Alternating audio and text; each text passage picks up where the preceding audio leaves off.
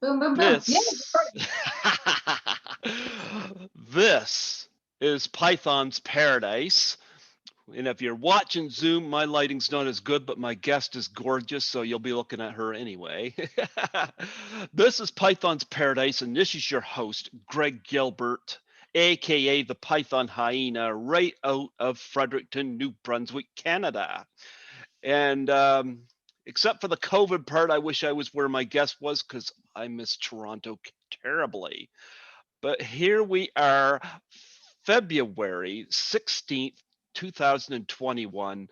And you know what, folks, if you've been following along, well, these haven't been public yet. So, nonetheless, we had to deal with this COVID situation. And since the station's shut down, I've been lucky to have Zoom to fall back on. And my friend Nancy McLaughlin from Jason Lives said, if she can do Zoom, I can do Zoom. Well, she's right. I've fallen into it, and I have a gorgeous guest with me today, whom I met in passing, sort of, at Horrorama, but didn't know the gist of who she was until recently. Folks, I give you the lovely, the beautiful Allie Chappell. It's Chappell, right? Yeah, it's Chappell. You got it right. All right. All right. Boy, I was looking at some pictures of you online. I was like, there's some pictures on there of you with Bart Simpson a shirt on. Oh yeah, that's my friend, a guy named Baran Belha, and he's from Barrie, and he's such a good photographer. He's like, Yes. bless his heart. Yes, I love your background. Me, I'm just in my pretty little apartment. This is like, I have a whole self-tape room set up, so I have like this background, I have like this other really intense background, and like my whole room is just different backgrounds that I'm like, what would like work for this interview? You know what? That looks great, you know? Plus, But just gross walls that have marks all over them, and no one needs to see that. there you go. So we was opening the interview. You've talked about snow. Yeah, we did get some snow today. I did not look out the window, and I'm hoping it's not too bad out there. I It's remember. gross out here. It's so deep. Oh, you guys got a lot of snow? Oh my god, so much snow. Like digging out my car took like 20 minutes. Not very keen on that. Yeah. Well, I'm in an apartment complex right now. It's funny because I have lived my whole life here in Fredericton, and I'd never traveled, and I lived in the same house for 47 years. The house Nice. I was the last one to leave the house I grew up in. I always joke with people, my parents couldn't get rid of me, so they left. But in actuality, my folks are both terminally ill right now, and they had to Oh my god, move. I'm so sorry. Yeah, they had to move into my grandparents' house where there was less stairs. So my younger brother takes care of them, and he also is my tech guy. He's the guy that suggested these microphone headset, and he was right on that for when I preparing for this. But anyway, so it was, I'd say, almost a year now, a year this April, I've been in this apartment because we're waiting to do a housing project once COVID screws off and my brother's got some time to devote to it. Well, I built a house where he and my sister-in-law live upstairs and I live downstairs with my cat. And we're gonna get solar panels and stuff and kind of try to live off the grid a little bit. So Oh, that's the way to do it. yeah, I wanted so bad to move to Toronto. Oh, And it is so expensive to live here. But well, it is fun though, so I get it. my brother said, why not do this where you don't have rent outside our mortgage when we get the house done up? He said you won't have rent, and he said that you go to Toronto a couple times a year. And I thought, well, you know what? Maybe that's the way to go. It is like, Yep. especially if you can live rent free for a bit with your family, like that's a solid setup. Yeah. So that's the plan right now. And it means you can come back to us for a little bit. Yeah. Well, like I said, I miss Toronto terribly, and um, I still keep in touch with Lisa there, and I still keep in. I listen to a lot of podcasts out of Toronto as well. Nice. Yeah, like Which Dave. ones? I listen to Dave McCrae. Cool. Yep, I'm going to see if I get him on at some point, but he's done the short film It's Me, Billy, and I did make a contribution to that. Um, but it's funny because I always got homesick leaving Fredericton, even going to Moncton or St. John. Yeah, something really close by and well, Yep, I guess, yeah, it's close by. I would get homesick. I remember I saw Avril Lavigne a couple times in concert. She didn't come here, but she went to Moncton and St. John.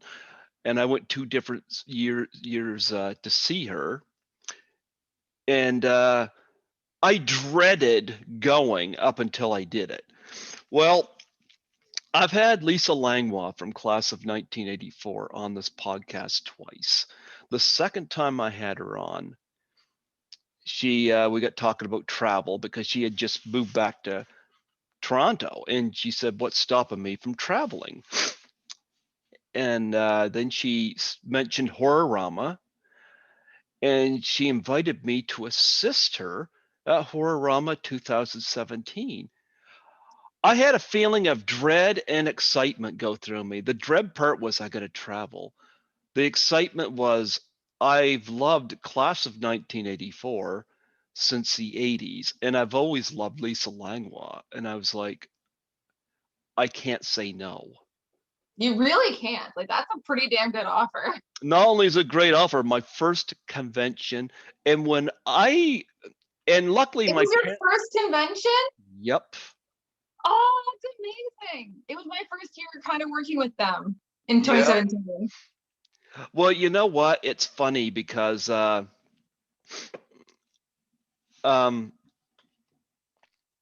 it was the only year that I went where, like, put my car at my parents' house. They drove me to the airport, and I'm kind of glad that first year my folks took me to the airport to see me off, so I wouldn't have to pay to leave my car there.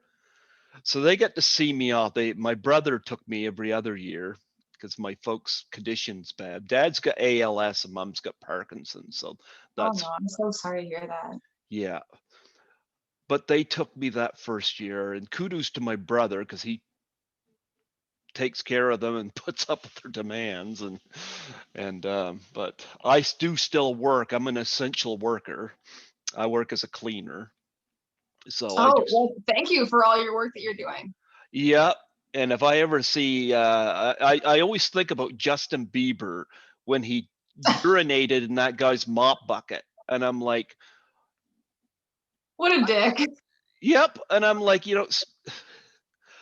I wouldn't be one bit sorry if the janitor took Justin and stuck his head in that mop bucket and used his hair to mop the rest of the floor up. I hate that attitude, when I hear about stuff like that. And I used to not admit that I was a janitor for a long time because it's so looked down on until I interviewed Pat Carty of Horror High, who said that he had done stuff like that too. And then it's like, you know what? I'm fine, I come back from work one morning this past year, and it was early in the morning because I do an all-nighter a couple nights a week at a college downtown, and I prefer to work all nights because it's nice and quiet, nobody's around.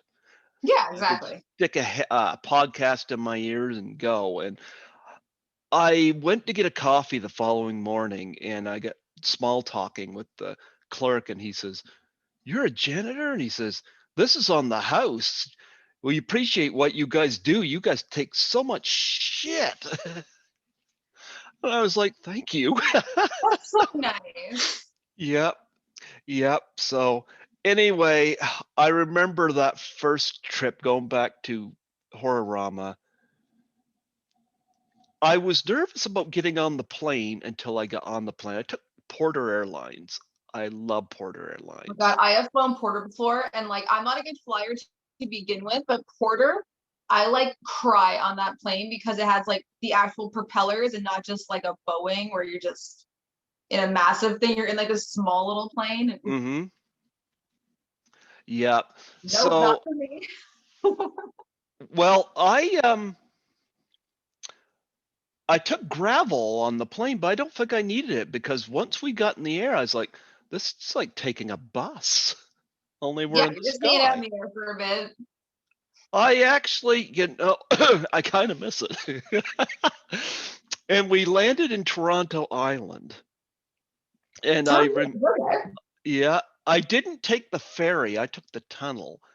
And it was like the first time I'd seen escalators since the 80s because we don't have them here anymore. We used to. Just like we really? That's interesting. Oh, okay. Yeah, we used to have them escalators like at a Zeller's downtown that don't exist anymore. Oh my God, zealous, yes. Yep, My whole childhood. yep. And it's like, wow. So I took the escalators and I was just looking all around. I took the elevator up to where the streetcar was, and I just looked at the buildings and I was like, I'm not in Fredericton anymore, because I don't care what our tallest buildings are.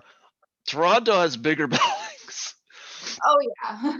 And Lisa met me at Union Station because um, she was going to show me the ropes on the subway. Of course, went through Union Station, but we got on the subway and she was telling me this and this and this, and I went to my place there to get stuff on packed and loaded, but Lisa had connected with me after that to have dinner where I met her son, and we just chatted and got to know each other. And that was a Thursday night because I remember the following day I went with her while she went to get her pictures for Horrorama. I did that for two reasons. One, to help her out, and two, it was an opportunity to see more of the city and scope out because that was when I first got on the streetcars. Yeah. Yep. So and by the third time I went there, like I did Horrorama 2018 as well. And Lisa picked me up there that time too. Oh, what a lovely woman. Yep, yep. We are now on a friendship level now. And but on the third time I went to Toronto Comic Con, and Oh, nice. Oh, yeah, I miss Toronto Comic Con. well, I went there, but I was hesitant to go because Lisa said she was going to be in Los Angeles, and I was hesitant because like, what if I screw up and get lost? But Lisa convinced me to go. She said, "No, go. I want to see how you make out without me there." Yeah, this is the test. Well, she taught me well, and I'm a slow learner, but she taught me well. I knew how to navigate the All the subway. streetcars and the subways Yep, and yep. Other than getting a few directions to the convention center, which I had no problem doing, I did also okay. when you figured out it's like Union Station and down the street the MTCC and you're like, boom. Yeah. So, and then it was, Horrorama 2019. I went 2 weeks to Toronto. I said, I gotta stay 2 weeks. I had a bunch of money put together, and I was like, I gotta do 2 weeks in Toronto.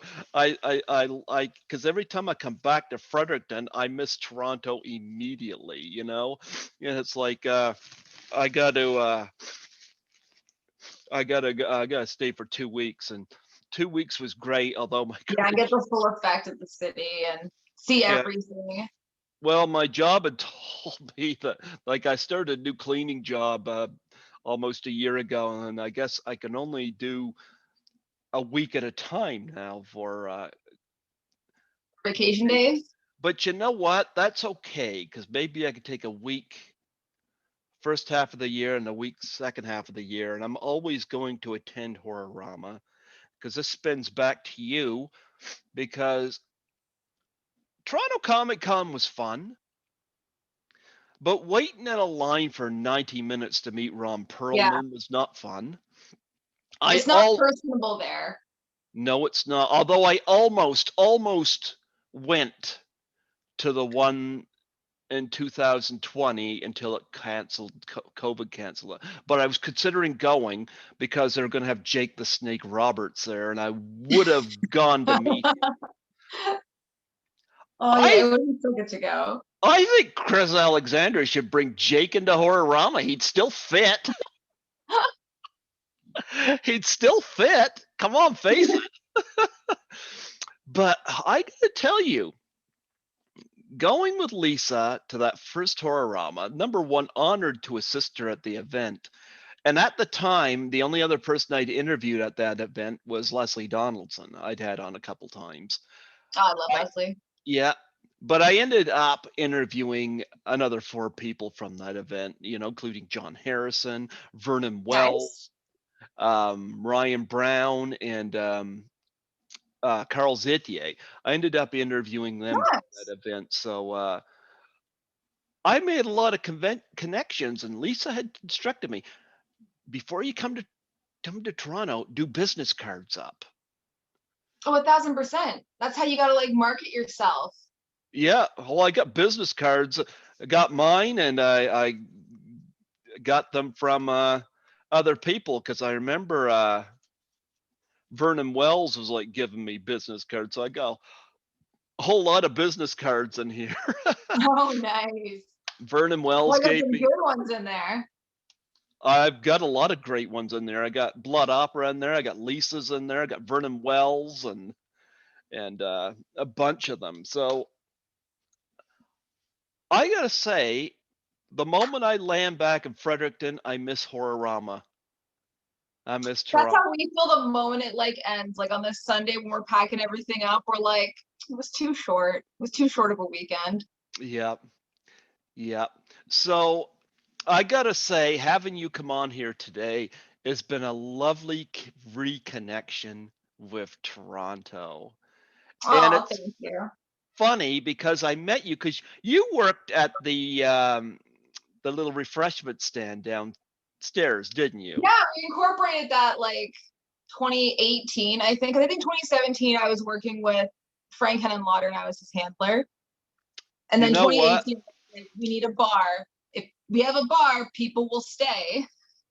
Frank Lauder, that's one of my regrets. I did not get his autograph because I ran out of money. I did buy Brain Damage on Blu-ray, so if he's ever brought back, I will get him. But I've gotten to the point now where I start to navigate because that was my first convention. So it's kind of like, Then you're okay, hooked and you need to go to all of them and go to more of them. I want to go to more Horrorama.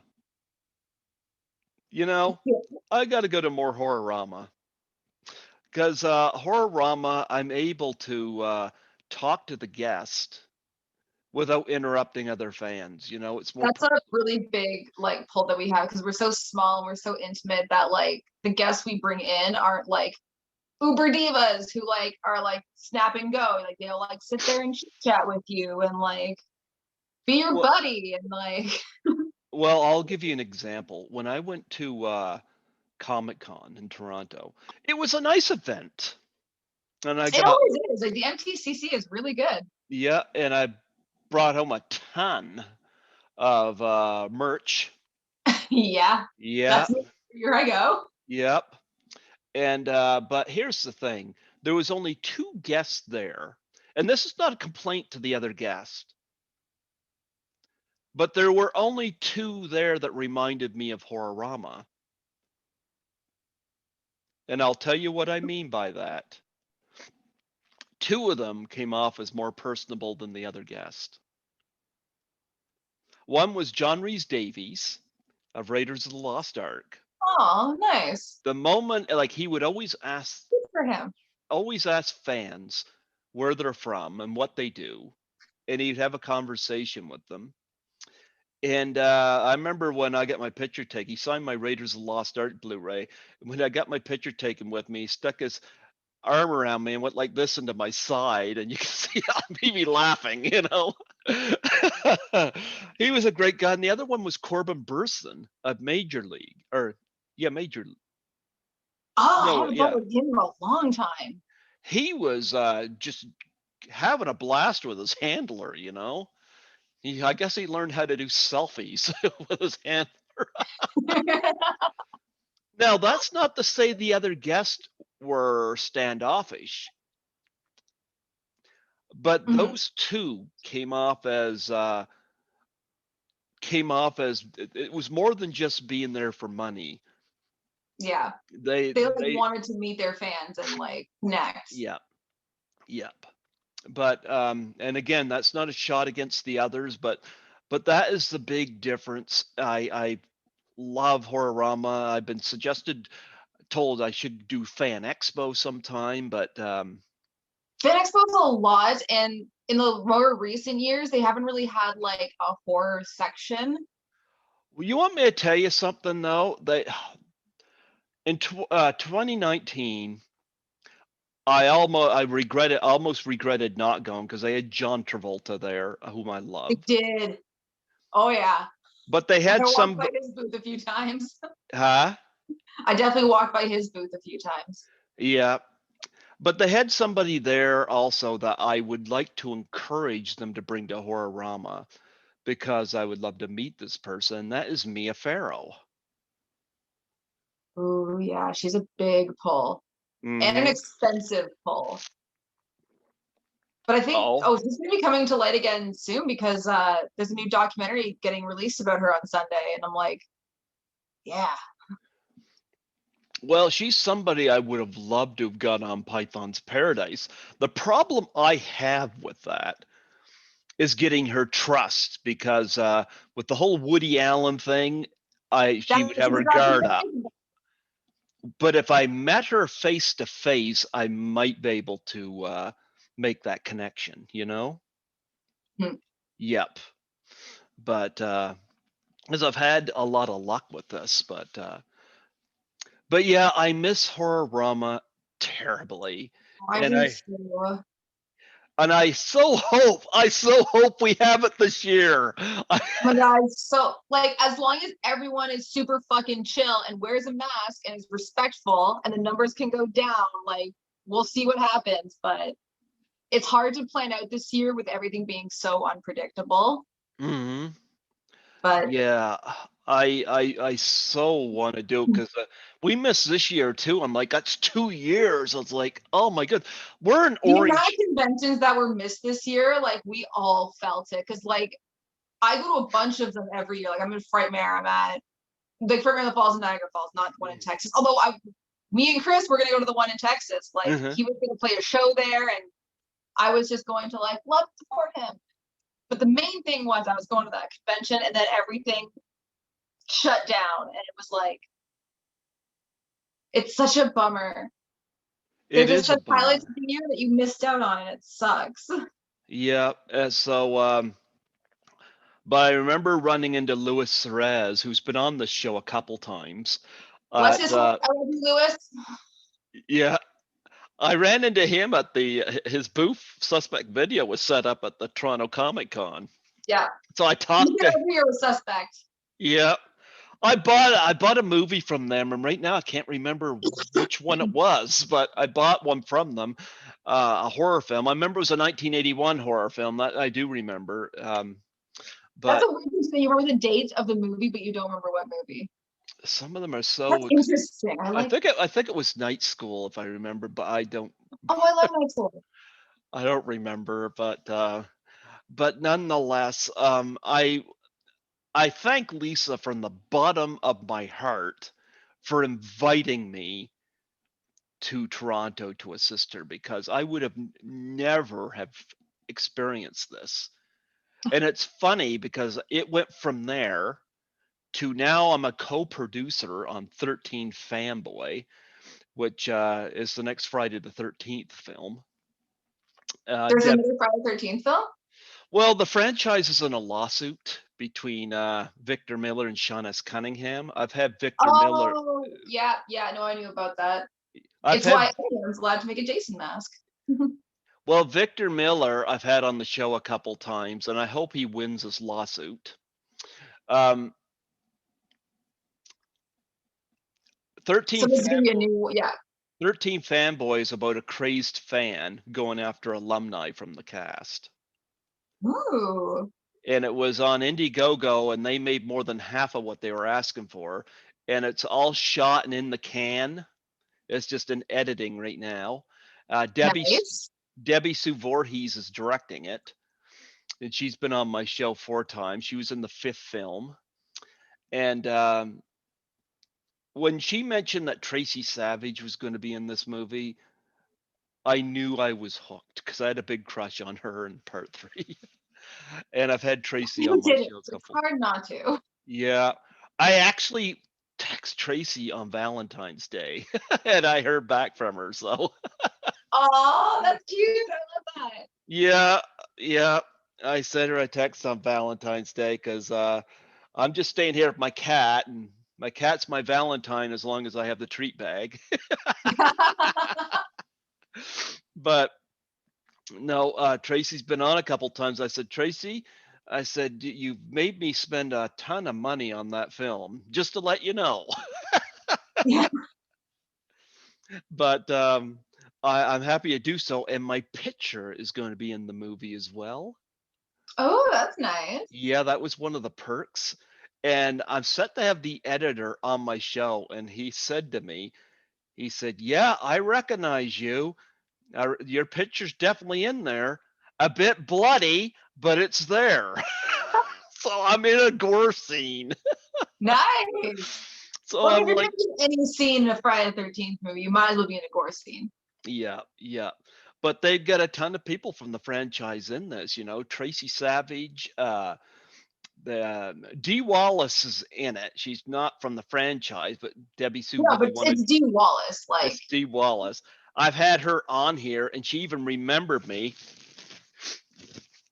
She even remembered me when I met her at Horrorama because I interviewed her in 2015. And Corey Feldman's going to be in it. Ethel and Jr. are both in it. Judy Aronson, Lara Park Lincoln, Jennifer Bonco, Kane Hodder. A bunch of them are going to be in it. CJ Graham. nice.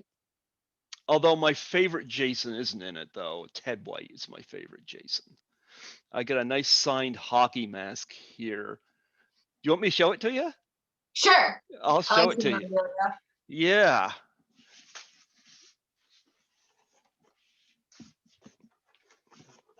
There we go. It's my 13th fanboy tote bag. I'm going to shine a flashlight on that. My lighting I is. can see it. Oh, nice. Actually, put the Look at strap the up. cover art for that. It looks good. Yeah, it's got all the faces on it. Yeah, I wore the T-shirt at Horrorama in 2019, and Oh, yeah, and the two faces that got recognized the most on it were Kane Hodder and Tom Matthews. Unfortunately, Tom Matthews had to pull out due to scheduling. So, but yeah, I guess Ted White signed me a nice hockey mask here. There's you got the signature right there. Oh, it's hard. Oh, okay, I can kind of see it. Yeah, That's a nice looking mask. yeah. He was Jason in the final chapter. Yeah, there we go. Oh, Yeah, my apologies. My lighting is not the best, but you know what? I'm new at this whole thing, and we've all been adjusting over the last year. Like, well, we're doing what we do. I had done this at the station at CHSR since 2015, and yeah, we got a nice signed picture while I'm at it. There we go. Oh, nice. And where's his signature? Signature is Oh, right there. Okay, right nice. there. Again, my apologies for the bad lighting, but Oh, yeah. no, it's no worries. I thought Ted White was the most intense, scariest Jason out of the bunch. Scariest Jason out of the bunch. But anyway, yeah. Enough about me. I've been talking too much, but I had to bring all this up because you're in Toronto. I miss Toronto, and of course, Horrorama was my first event. And yeah, I enjoyed that little refreshment stand downstairs because I know I had asked. Actually, I believe it was you. I asked, what do I drink? And you Did would I give you beer? no, I actually don't. Well, except for wine every once in a while, I don't really drink alcohol. But I did. You got me some kind of tea. It was a Halloween style tea. Oh And yeah, that was for friends over at Brutality. They gave us all these horror movie themed loose leaves. It was so nice of them. yeah, there we go. But anyway, that was where we met. So I'm hoping to see you there again. So Oh, you will. Like, yeah. if everything goes according to plan, we'll have another one. It's just everything is just so unpredictable. Like, you think things are gonna like open up soon, and then they go back, and then you think things are getting a little bit better, and like, ugh, We were I'm over in this COVID. we were in yellow, the yellow phase until Christmas. Christmas put us in red. Is yellow like things are open and you can see people just not outside of your circle? Well, red is lockdown, I think. And Okay, yeah, ours is different from yours because Doug Ford is in charge of all of ours in Ontario, and it's like it's nonsense. well, it goes from red to orange to yellow to green. We've never gotten to green, but we've gotten to Ours is yellow. like gray, red, orange, yellow for some reason. Like, why have a gray? Well, Why? Ford's a bit gray because I gotta tell you, I've been watching the news in Toronto, and Yeah, there's some questions he gets asked where I'm like, yeah, give a straight answer. yeah. Stop being a dick. My big question, he got asked a question where they asked, why are small businesses shut down and big businesses are opened up? Wouldn't you think the small businesses you'd have less people in them? He didn't exactly have what I call a good answer for that. No, he didn't. And And he one probably woman, had a big box store friends. yeah, and then there you got the a woman called in on behalf of her daughter and said, so her daughter can go to school, but she can't have a friend over. Yep. And Yep. so many classrooms are overcrowded and don't have proper ventilation. Like, it's insane. And I know classes, I think, just went back recently, like in our area. So I'm like waiting for numbers and everything. And like, I'm Yep. hoping that it's going to be good. I'm hoping that all these kids are safe and all their families are safe. But it's like, online learning's fine. You should have just kept it at that for a while longer. Well, I know talking to Lisa, she said in her area things seem very fine, but she said everything she needs she's got right up there. So she's pretty good. Which But is so good. Yeah. yep, yep. I keep very much in touch with her, and but no, I miss Toronto terribly. I'm happy to get the podcast up and going again, and yeah, Horrorama was so much fun. I didn't want to come home. It's the first time I was away from Fredericton and I didn't want to come home. Oh, that makes her heart so warm. It's so nice. Oh man. We try to have a good show for you guys. Like, there's a lot of work that goes behind the scenes that we're very happy pays off to the fans. Well, you know what? I stayed there a week, because I spent a lot of time with Lisa. We go out to dinner and she would show me the city. And Did she take you to the school where Class of yeah, '84 was filmed? yeah, Yeah, I gotta add I yeah. gotta add you on Facebook because you've got a fan page and you've got a personal page. And it was a fan page. I found that email that you said that you don't use anymore. That is where you got that email where I got that from. Oh yeah, shit. I honestly, like, I forget to check my Facebook page a lot because Well, Once that is what I get a is, posting from Instagram, then it automatically goes to my Facebook. I just stopped looking at it, and that's so bad. you know what? Because if you look at yourself on, if you Google yourself, underneath your pictures and stuff, they'll have your social media. If you click the Facebook, it goes to that. Gotta change all that. At So least change the email. Yeah, I don't use that email anymore, and I thought I got rid of it like everywhere because otherwise, like, I just don't respond to people for like weeks until I'm like, should probably check that old email just in case. well, the reason I sent you an email because I thought it might have been the best chance of hearing back. Because sometimes with Facebook messages get filtered, Yeah. and maybe I don't hear back for a while. You know, I interviewed an actor from Walk Hard, the Dewey Cox story. Uh, he got back to True. That's me. like a fantastic movie. I love that movie. I interviewed the kid that played Nate, the one that got halved. Like half. Yeah, Yeah. it's amazing. Oh yeah, he's a great guy, and he responded after a year, and he was very apologetic because he's like, "I'm sorry, I missed the anniversary of the film," and I said, "No worries, come on, let's chat."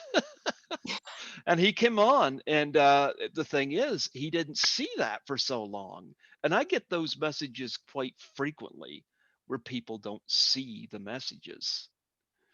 Yeah, So it's yeah, so anyway, I was glad to get you on. It was your other page that I found that on, but nonetheless, I'm glad we're connected. I And am I did, too. yeah. It's like I'm touching Toronto today, and I listened to a couple of podcasts out of Toronto as well. So when I'm at work, so I keep myself well versed in Toronto. In Toronto. Yeah, I miss it, but going back to Lisa, yeah, we went to all the locations for class of 1984. We got our pictures taken at the school. We got our picture taken at the house where they Nice. kidnapped the teacher's wife, Mary Lynn Ross, who's been a guest on here a couple times. I sent Yeah. Mary Lynn Ross the picture. I said, "We were standing in front of your house. Do you know there's a for sale sign in front of it? Are you aware?" She's very good natured. And yeah, we found the alleyway where they cornered Michael J. Fox, but due to the traffic, we weren't able to stop and get out. But That's Toronto. Like, yep, so much traffic. yep, I couldn't drive there. I know that. So thank goodness for the transit situation there. But I have met a lot of people. I interviewed Gord Lewis from Teenage Head from class of 1984, and I love the fact that during the prostitution scene, you could hear the song Little Boxes in the background. I said to Lisa, this is the first time I'm seeing a naked woman on screen and I'm paying more attention to the background song. What good music does. Yeah. But anyway, I've had Stefan Arngrim on here 3 times, and he'd be somebody I'd recommend to bring to Horrorama. He played Drugstore. He's a musician as well. Um, And I've had Erin Noble on. I had her on here on my birthday. And she said, "You're going to squeeze a happy birthday out of me, aren't you?" And I said, "Yeah, sing." Erin was wonderful. I met her with Lisa last trip in Toronto. And she still lives in Toronto. And it was the first time Lisa had seen her since the movie. Oh, So, wow. yeah. Yeah, she wanted to meet me. She wanted to meet Lisa as well, and so 3 of us got together at Starbucks, and It's a nice we little got reunion. yeah, oh, it was nice, and she is lovely. She was an incubus as well, so it was lovely to meet her. And we met Neil Clifford, who's still in Toronto as well. Neil declined to do my podcast because his experience doing the movie was horrific. And That's fair. well, I heard a lot of complaints about Mark Lester, the director, from various people, including Lisa and Aaron, although they're open to talking about it. Neil declined to do the show, but do my show, but he did break down and meet with Lisa and I during 2018 when I was there for Horrorama. So we met with him, and it was the first time they had seen each other since the convention. And I got a picture with them, but both of them as well. But Neil requested I don't put it up online, so I'm sensing like Neil's a sculpture artist now. You Oh, know, that's interesting. yep. So he's definitely keeping himself afloat, but he's got very bad vibes about. I'll give you an example. When he did Class of 1984, I believe his first kid was born, and he was told not to leave the set, to go to the hospital when his wife or girlfriend or whoever was in labor. That's not okay. Well, the gang urged him to go. Like even Timothy Van Patten was pissed about. All I could say is that Mark Lester's pissed a lot of people off, whether he realizes it or not. But I've heard some horror stories about this on the set of that movie. But Neil met us, and it was nice to see him. But he doesn't answer my emails anymore, so it's kind of like, okay, I get the hint, you know.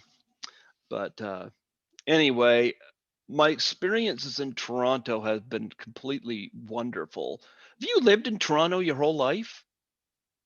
No, actually, I grew up in a town called Curtis. It's like a suburb outside the GTA. So I'm Mm-hmm. like, I grew up like 45 minutes from the city, so I was close enough. But like, I got those small town vibes. And then I moved away for like I lived there for a long while. And then I moved away to go out west to BC and live there. And I lived in Australia for a while. And now I'm actually living just outside of Toronto in Hamilton, just because it was cheaper and less people around, especially during COVID. And it's just been a better situation. Wow, But you lived in hopefully, Australia. hopefully I'm gonna be back in Toronto soon, just because Hamilton is boring. Yeah. Well, you I know, mean, everything is boring right now. We're in COVID.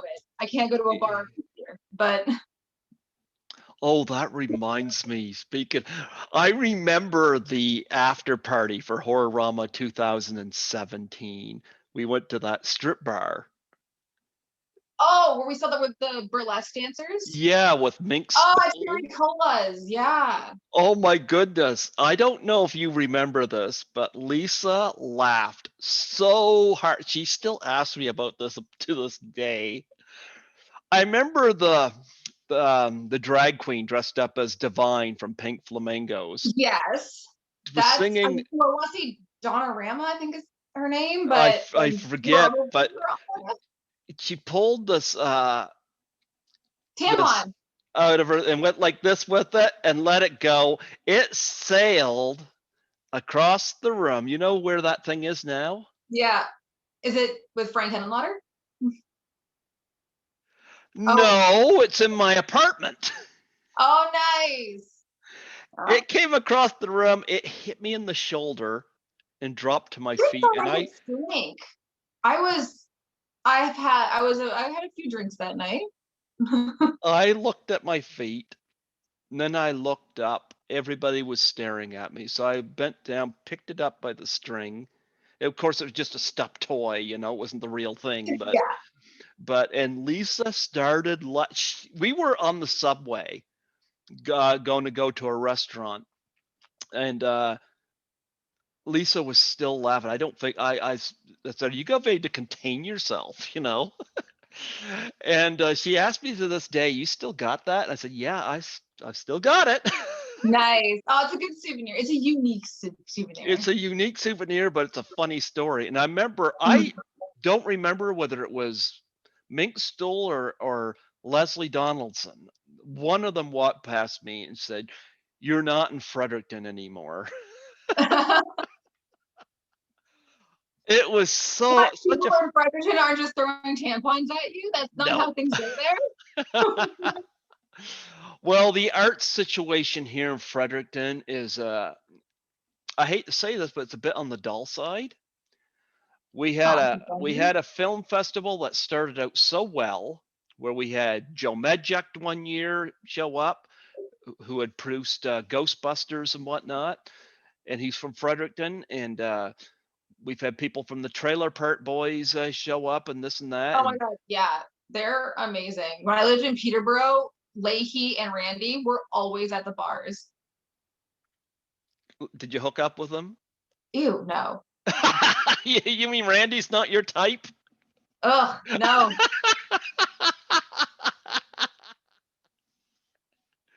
You weren't drunk enough? Oh, I don't think I could be drunk enough. Like I could be the liquor, and I don't think I could be. I shouldn't make fun of them. They're really great guys. They were super chill, and they're like down to like party with people. If you Yeah. get a chance to party with Trailer Park Boys, everyone fucking do it. Yep.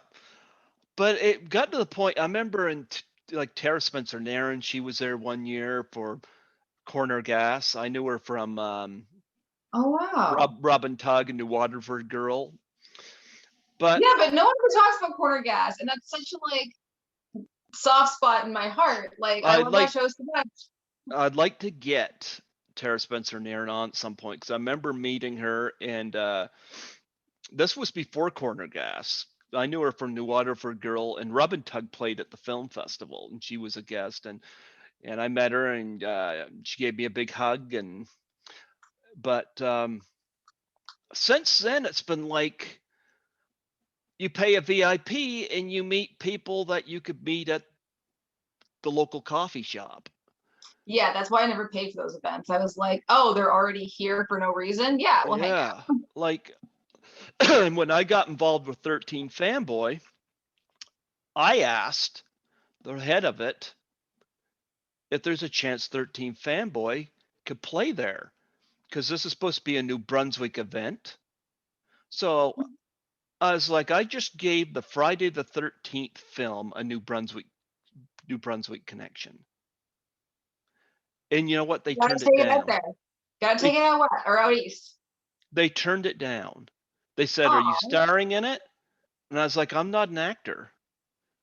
you're But I still mean, in it. Your photos in it. yeah, old Joe Medjuck didn't star in Ghostbusters, you know? Exactly. So I basically closed the door on them pretty much for good. And when it come time to go to Horrorama in Toronto for my first trip, I had a choice. I could stay here and I could pay VIP to meet locals, who I could meet for free at the mall, or I could pay a fee, go to Toronto, meet Lisa and chum with her, and meet all these other cool people at Horrorama. You know what? And I remember my dad saying to me on the phone, he goes, "It's going to cost you money." And I was like, "Yep, but I won't be bored." Yeah, and also everything costs money. So it's what has more bang for your buck. So I went to Toronto and I've been going ever since. And I'm sorry the art scenes here in Fredericton suck so bad, but That's what it is. and if I get a backlash for saying that, too friggin' bad. Pull your socks up and do something about it, you know? But Toronto is happening, and I didn't want to leave when I after I got there. But yeah, but Horrorama is wonderful. How many years have you been doing Horrorama? Since Since 2017. That was my first year. I was volunteering, just helping out. And then next year I became full staff and been full staff for 2 years. And then it would have been more, if we didn't have COVID. oh wow, so you started the same year I did. Yeah. Because it's funny because there's this guy on YouTube, I haven't met him. Creepy Ghoul does these walk around videos, and I actually caught a glimpse of myself in this 2018 one, and I remember it because I overheard during his video, "We got a VIP," because I bought the VIP, and they announced that at the front desk, and I remember hearing that, and I was watching. Excited for our VIPs. Yeah, And I could see just a glimpse of me going down the stairs. I went down, yeah, and I was like, okay. I got a, like 2 second glimpse of myself going down those stairs, but oh man, I miss it. And that was the first year that Bathurst Street hosted it as well. Yeah, at Yep, 92 Bathurst. yep. Because I watched the walk around videos to the other three, and they were held at different locations. But I had so much fun at that. And talk about your experiences at Horrorama. We're going to get to your films and whatnot, but I'm kind of I'm right into Horrorama here, and talk about your experiences. Who did you enjoy meeting? Any experience that stand out? The whole experience just stood out. The Yeah. first year, which was in 2017, where I was volunteer, I was Frank Henenlotter's handler, Mm-hmm. and just getting to be beside that dude for like 3 days straight was like, wow, like it was such a little treat. Like he had so many just really great stories where like, oh, I'm not gonna tell his story because they're not my business, but he was just so great and so insightful, and he had like a fucking opinion about everything and on everyone, and it was just wonderful. And then once I actually got to join the team and like help out and like really be a part of like getting shit together, that's when things like they felt so like good and so new, and it felt like it was a whole other world experience because since like 2010 area, I volunteered with all kinds of different conventions, but I never Oh got to be wow. actual staff and be a part of making decisions. So getting So to that level of Horrorama was like, yes, yes, like how can we make this better? How can we get more people in the door? Like, and also not be another convention. Like everyone's gonna, you're gonna go to Fright Room in the Falls, you're gonna go to wherever, you're gonna meet Kane, you're gonna meet Linda, you're gonna meet all the like the people who go to every single one. And we're like, how do we get people in the door without getting them in the door? And it's worked out super well having all these very like niche guests. And like our biggest pull, in my opinion, was getting Lamberto Bava in 2019. And it was incredible having him there. Like he was like this horror legend that we all just got to be like in the presence of. I owe him a debt of gratitude. I got a story to share about that. I haven't had him on here yet, and I've got to get him. But I He owe doesn't him. speak like any English. He spoke English to me. It's very, we went for dinner and it's he definitely prefers to not speak English. Like he's definitely more of an Italian speaker for sure. Well, here's my story. Actually, it was 5 years ago now, 2016. I reached out to get Daria Nicolodi on my show from Deep Well, Red, yeah. and she declined. She said she got tired of talking about the Dario Argento films she was in, and I just felt that she got tired of the same questions over and over. It's fair. There's a lot of like people who get that where they're like, I'm tired of talking about this movie I did. Like, let's move it along. Well, here's the thing. After meeting Lamberto Bava, I was like, Daria was in Mario Bava's last film, Shock. She was in one of Lamberto's films. I forget which one at the top of my head right now. Yeah, same. I can think of like one movie he's done. I'm But not good at put on the spot. I pitched it out to her in 2020. And I remember these were her exact words on Twitter. She responded to me in a Twitter message. She said, "This interview will likely not happen." But I indulged her. I told her I met Lamberto and I talked about Mario. So I pitched some scenarios to her and she gave me her number in Rome, Italy. I had her on my show in February 2020. Nice, solid pull. She said she'd do the show on two conditions. She said that one, she wanted to celebrate Mario Bava because she absolutely loved him. And she said Yeah, two, God she bless. wanted, yeah, And she said, too, she wants to celebrate her daughter, Asia Argento. So I said, yeah, of course, come on the show. Excuse me. But we did talk a little bit about Deep Red for its 45th anniversary, and she was fine with that. We talked a bit about Suspiria, and the only other thing I think I mentioned due to Argento was her working with a young Jennifer Connelly in Phenomena or whatever it was, and which she had good things to say about Jessica Harper and whatnot. So then we talked about Mario, we talked about Asia, and by the end of the interview, she said she was very apologetic for declining me before. And she said her English was not the best either, but you could make it The out. Italians, they're gonna do their own thing. Yeah, but she was very apologetic, but she said she enjoyed doing the show.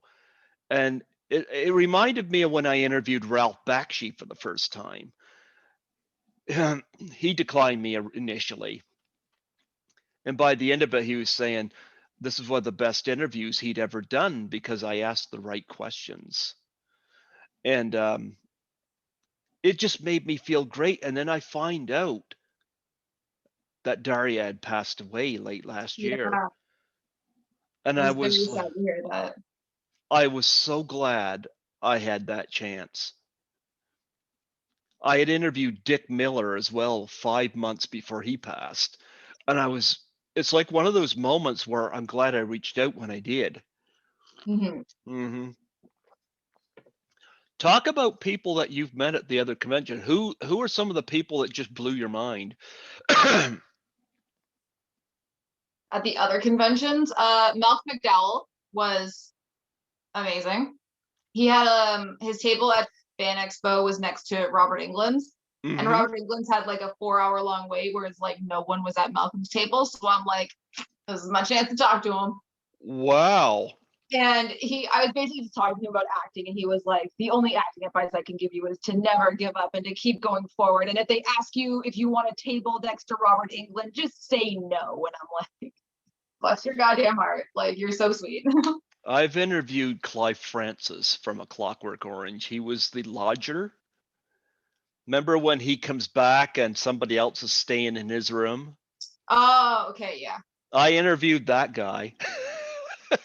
He Nice. was a very nice guy. He spoke very highly. I think Malcolm would be a great guy to meet. Who else have you met? Yeah, I've met like everyone. Met Bruce Campbell and Michael Roker, who I loved him so much. He like kissed my hands. He was so sweet. Met Joe Dante. He was great.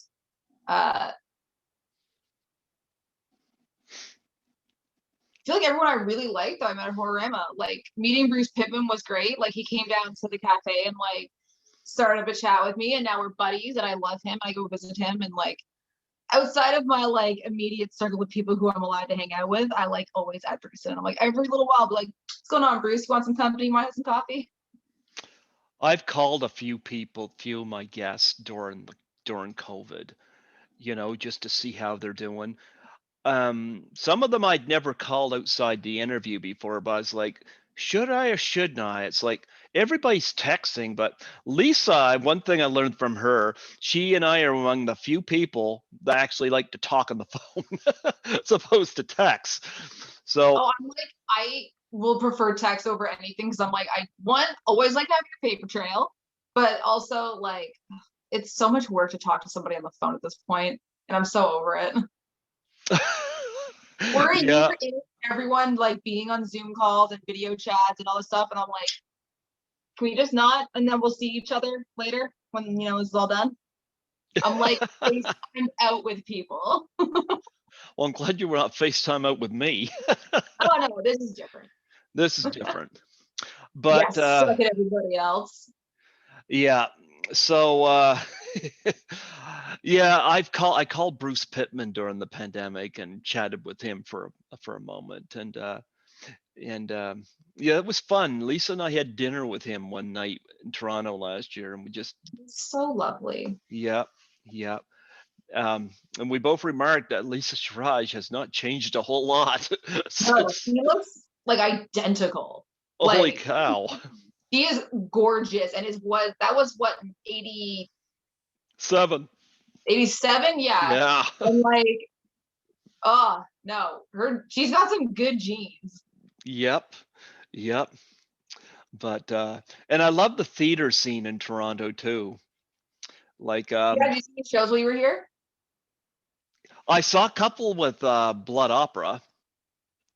The one they did for Demons 1 and 2 at the Aftermath, Oh yes. which Yes.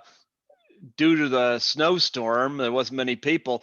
Chris Cooper came up to Lisa and I and thanked us personally for showing up. He said, it's just a shitstorm out there. And it's like, Humongous shout out to Chris Cooper for being just a beautiful human, and I love him so much. yeah. But I saw them perform again because on Friday, December 13th, I forget I think it was the Oh, Deja did you go Vu to Drunken Theater. Cinema? Huh? Did you go to Drunken Cinema where they played and they showed a screening of one of the Friday 13th? I think it was Take Jason Manhattan. Lives.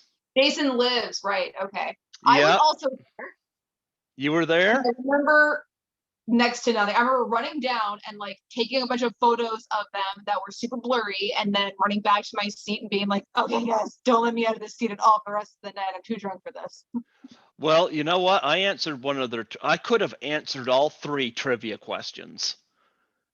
I could have But you won all. gotta leave some for other people. Well, I answered the first one. I didn't go for the other 2 because I wanted to leave them for other people. But I couldn't believe how many people bumbled those questions. But the one I answered, Because people know that with Drunken Cinema, like it's like a whole event. Like you show up already kind of half in the bag, and then by the yeah. end of the movie, you're like fully in the bag. Well, I remember the question I answered. They asked how many Friday the 13th movies were released in the 80s. 8, and I got that right. And one of them was how many of them did Kane Hodder do? One person said 3, and I'm sitting there thinking 4.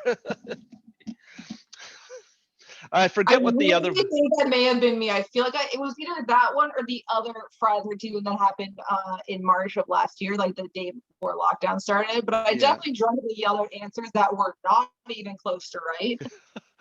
And like in my mind, I'm like, "Oh, you're better than that, Al. You know these answers." And then drunk Allie's like, "But do you?"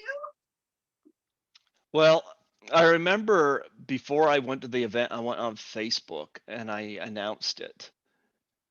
And the following night, Lisa invited me to a Christmas party, and I went, and my phone rang while I was there, and it was Nancy McLaughlin who played Lisbeth in Jason Lives. And she calls me every now and again, you know. I've never met her, but we're kind of on that level where we talk to each other regularly. And I said, Nancy, I watched you last night. She says, I saw that. Oh, that's so sweet. What a Yep. little cutie. Yep. So yeah, that was a lot of fun. And Blood Opera performed that song Fanboy was written for 13 Fanboy by Blood Opera. And unfortunately, it's not going to be used for the movie, but I remember Chris I'm gonna have to ask Chris about that. oh yeah, he told me.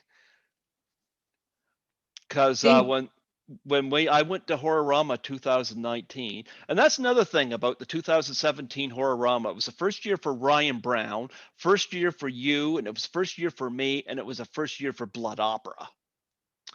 So Chris Cooper says, you're involved with 13 Fanboy. Said, could you help us get our song to Debbie Sue Voorhees? I called Debbie Sue and left a message on her phone right there. She's in New Mexico. And I got a message from her almost immediately. And she told me how they can send it to her. Oh, that's so good. Yep. Honestly, like anything to promote Bud Opera. Those guys are amazing. And also just a huge shout out to Serena who runs Drunken Cinema. Like across the board, wonderful lady, great show. Mm-hmm. When the review opens back up again and we're allowed to do it, if you're in Toronto, go to it. Yes. I want to go back. I want to go back. I know. Oh man, I want to This go whole back. thing, this needs to be done. Absolutely, absolutely. Um, we got a detour from that a little bit because I want to talk about your acting and stuff. What got you into acting? Like Oh, what I've been seg? acting since I was like a small child. Like it's been my whole life for like ever. I've always just needed to be like a performer, even if it was like doing like choir for, the church, or doing like little school plays, or doing dance recitals in my basement. Like that was 1,000% always the goal. Yeah. Well, it's funny you mentioned church, and The Passion of the Christ might be the goriest film I've ever seen. And I love that film. And being a horror fan, I come from a Christian family, and So, I still read my Bible to this day. I oh, just, yes. yep, I still do. And but I find I grew up with a lot of these kind of movies, and a lot of these pure flicks movies just aren't that good. But I gotta say, The Passion surprised me. I was like, maybe it's because it was directed by Mel Gibson, but that was actually done well. And they weren't afraid to go for an R rating. But I don't go to church anymore, but I still read from my Bible every night. But I find where I'm going with this is that horror fans are so misunderstood because it's like a nice little community there.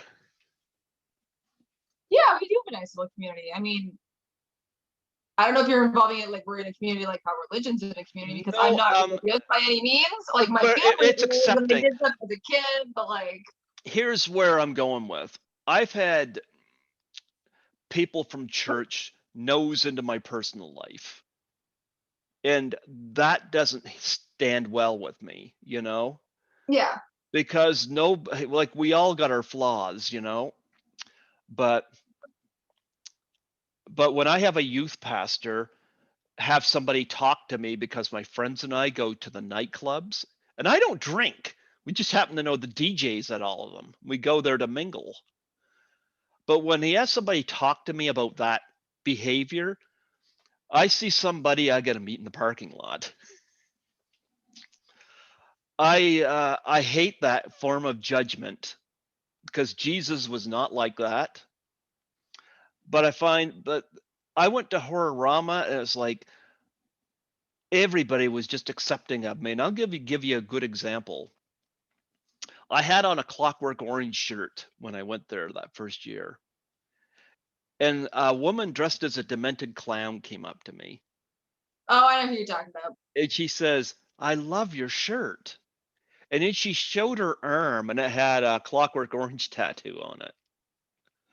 And we just chatted for a moment, and I was like, you know what? This is really nice. I feel accepted as opposed to going someplace and feeling like an outsider standing off to the side.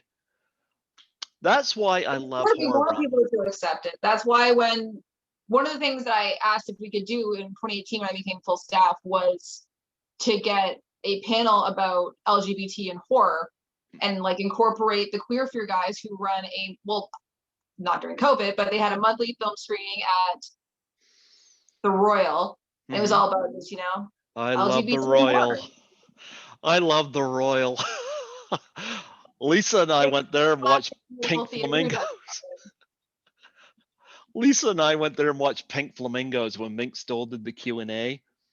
Lisa had not seen the film before. I'd seen it once. It's so good. It's just beautiful John Waters. Like, Lisa didn't like the film, but she kept remarking how young Mink Stoll looked in the film. oh my God, she's a little baby in it. Yep. My favorite John Waters film is Polyester by far. Okay, yeah, I get that. I like polyester. Solid choice. Yep, I love that. But nonetheless, you mentioned you were acting since you were young, and obviously you weren't afraid to get in front of crowds to do stuff, huh? No, I have no issue with that. Like, that's never been an issue in my life, is being shy about that kind of thing. Like, I get shy about other stuff. It's just when it comes to performing, I'm like, you want me to go up and speak in front of an audience? Yeah, like I'll do it. I don't care. And that's why it was fun to have like dance recitals and like little plays and skits and going to like weird music theater classes. And because we were like small town folk, there would be times in the acting classes would be like ages 5 to 13. So it's like a very broad spectrum of ages. I'm lucky Yeah. that I had parents who very much supported what I wanted to do. Otherwise, I wouldn't be able to do it now. So I'm very appreciative to my parents, who I love. There you go. Well, it's nice to have that kind of upbringing and support. So there you Yeah, go. it helped out. Like my mom was a concert piano player, and now she writes. She works as a musical theater director for a company in Oshawa, and she also wrote gospel and liturgical music. And we actually got to take her and her music partner's music on tour through the east coast of Canada, and that's how I got to go to Fredericton, was because of my mom's gospel music. There you go. Well, what is the work that you're doing with Blood Opera? Because I'm supposed to have Chris and Rip Junk on here. No, They've so they've been on here. They've been on here. They were on here last year when I was doing this from the station. And I remember I didn't have them on right away. It wasn't until 2019 that I actually got them on. But I was familiar with them all 3 years I went. And we just gradually, because we met in 2017 and I got their card and stuff. 2018, they remembered me. And when Lisa showed up, not as a guest, but just showed up to meet me there, she and I and the band met and got poutine and nachos down the street yeah, afterwards. that smokes. Yeah. And then last year, through 13 Fanboy and their performances, I got to know them even better. And so I've kept in touch with Chris Cooper, and it was through him that I found out you were doing stuff with them. So talk about that. Yeah, so I'm actually not doing stuff with the band. Okay. I love Blood Opera, and if they were ever like, "Yo, come do stuff with us," 1,000% I would. Like, Hmm. eyes closed, head first, head in, like we're done. But right now, during the pandemic, I found like old stage makeup that I had and started doing like fake scars on myself. Then I was like, maybe during this time off, I could hook up with a makeup artist and better my skill, and maybe I could be like a Billy Butler or a Tom Savini, where I do like special effects, but I also act, and like that becomes like a nice little package for myself. Uh, and I reached out to Coop, and I honestly, like, I've been racking my brain all day. I am not 1,000% sure how we met. It was either at one of those drunken cinemas, or I just accosted him at like a convention, because that's what I do.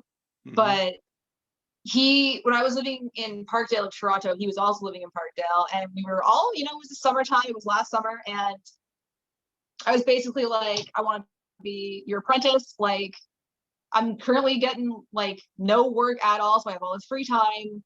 And like I just kept badgering him about it, badgering him. Should have been his house. I'm like, I made y'all banana bread. Maybe you still take me on as an apprentice, and really just forced myself into his life. And it worked out, because he took me on as an apprentice in his shop, and I've been interning like ever since. I think that was like, God, like maybe June or July of 2020. Hmm. And since then, he's uprooted his shop from Toronto to Hamilton, which was great because I moved to Hamilton like a month or two before. So, no, not even, sorry. He moved his shop end of last year. So I've been in Hamilton since August. But either way, now his shop is like a 5-minute drive for me. And he is such a good mentor, and he is so unbelievably supportive if I like, because obviously I don't know anything. So everything is a learning curve for me. And I have fucked up so much, and he is so supportive, and he doesn't like get mad if I, fuck up and lose like $100 worth of material, or just don't do something correctly. So it's been Okay. such a great environment to be able to work with Coop and like be a part of like what he's creating out here in Hamilton, which is this amazing shop. And it's definitely going to take up when COVID is like done. We can all be closer to each other, and like we don't have to get COVID tests to get life casted, which is going to be super fun. Hmm. You know what? It's interesting because I have such tremendous respect for the fact that he and Rip Junk, I love that name, moved to out of the city into Hamilton because they did it because of the COVID situation. I told him the story. I said, I've got a Wait, lot more respect I for, thought Rip was still in the city. I'm gonna talk to that I dude. don't know, maybe I have my information wrong, but I'm Yeah, I supposed think to the have, rest of it is still in the city, but I mean they hang out okay. with him. Okay. Maybe I'm missing my information wrong or so. I know Esther's with him. So Esther any Coop, yeah, I love Esther. I brought her a little Bruce Lee present the other day. I call her like she reminds me of Avril Lavigne.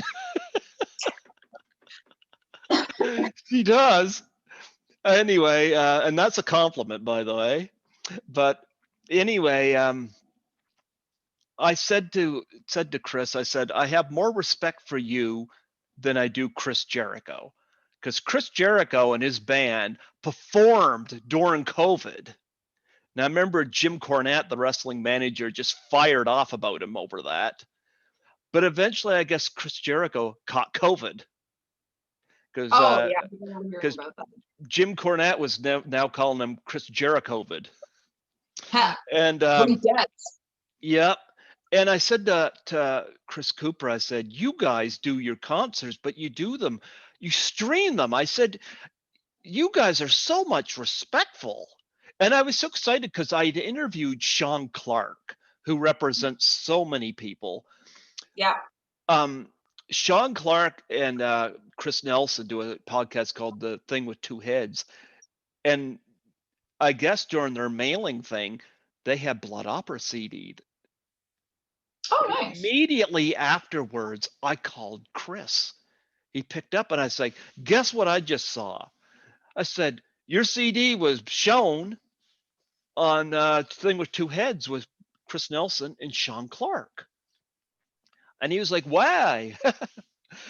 And it was like, I said, I just wanted to share that with him, because he deserves it because he's not breaking the COVID rules. I love the fact that he's just, Oh no, the shop is very like we're on lockdown. Where he's very on top of making sure that like where everyone wears masks all the time. And at the most, there's three of us in there, but it's a large enough shop that it's okay. But like no mask, no entry. We're very, very on top of things. And when he gets mhm. work outside of the shop, like we have protocols in place for how we deal with things. And I know that he gets tested all the time, and like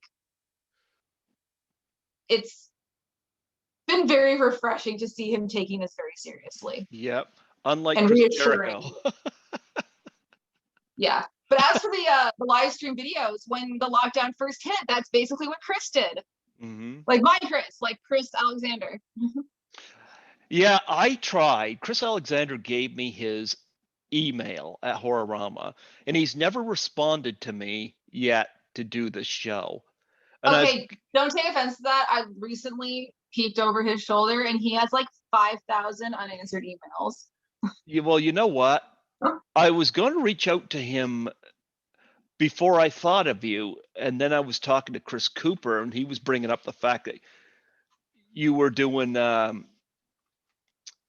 stuff with him, and he said, Allie Chappell, Chris Alexander's um, friend, and I'm like, I know her. She was the one down at the served me the Yeah. tea. I know her. I said, she does this, huh? We got talking. I was like, I'll put Chris Alexander on hold for a little bit. I said, because I looked you up and I saw the stuff online. I was like, here's a story. I want to reach out and have you on. And eventually, I'll see what I could do with Chris Alexander. I've had Louis Cerez on twice, and I'll have him on again to So talk you about. basically had half of the Horrorama team on here. Yeah. The Horrorama team for people out there is only four of us. So when everyone's like, Horrorama's so great, four of us. What are you the before? There is me, Chris, Lewis, and Cheryl, who is amazing and deals with like all the logistic stuff that like I don't know Cheryl. she's usually like at the front table when you first come in with the lists and everything, and she's got like glasses and blonde hair, and she's Uh, like very Was pretty. she the one that shouted, "We have a or have a VIP" when I showed up there? Honestly, I have no idea. It could have been her. It could have been people who work at the front desk with her, but Mhm. she's wonderful and amazing. Everyone on the horror machine is wonderful and amazing. Yeah, I listened to Lewis's Suspect podcast as well. I had him on. I always have to talk to him about his hats. Speaking of hats, He's got great hats and great belts. Like, I'm into yeah, it. Chris Alexander, you can't picture. I can't picture him without that hat. Oh, I'm one of the few lucky people who gets to see him every now and then without a hat on. Newsflash, it's underwhelming. Underwhelming? Let me guess, he's got Mr. T hat. Stage head guy. He's We got. all know the bald guy. Like, Well, you know, one you've done. How many movies have you done for Chris Alexander? At least 3. 3. Yeah. 3, and we did a music video. Did you sing in it? No, it was for one of his songs called Broken Home. And it was one of those days where he was feeling inspirational. And we, every now and then, we like to go for walks through abandoned houses. And Uh-huh. it was not, it would have been, I think, I want to say winter of 2019. But we Okay. were going to walk through an abandoned house, and he brought his camera, and we filmed like the whole thing there. It's on YouTube, and it's great. Go to his channel, Mm-hmm. subscribe, you know. I may have. I don't know. I'll have to look.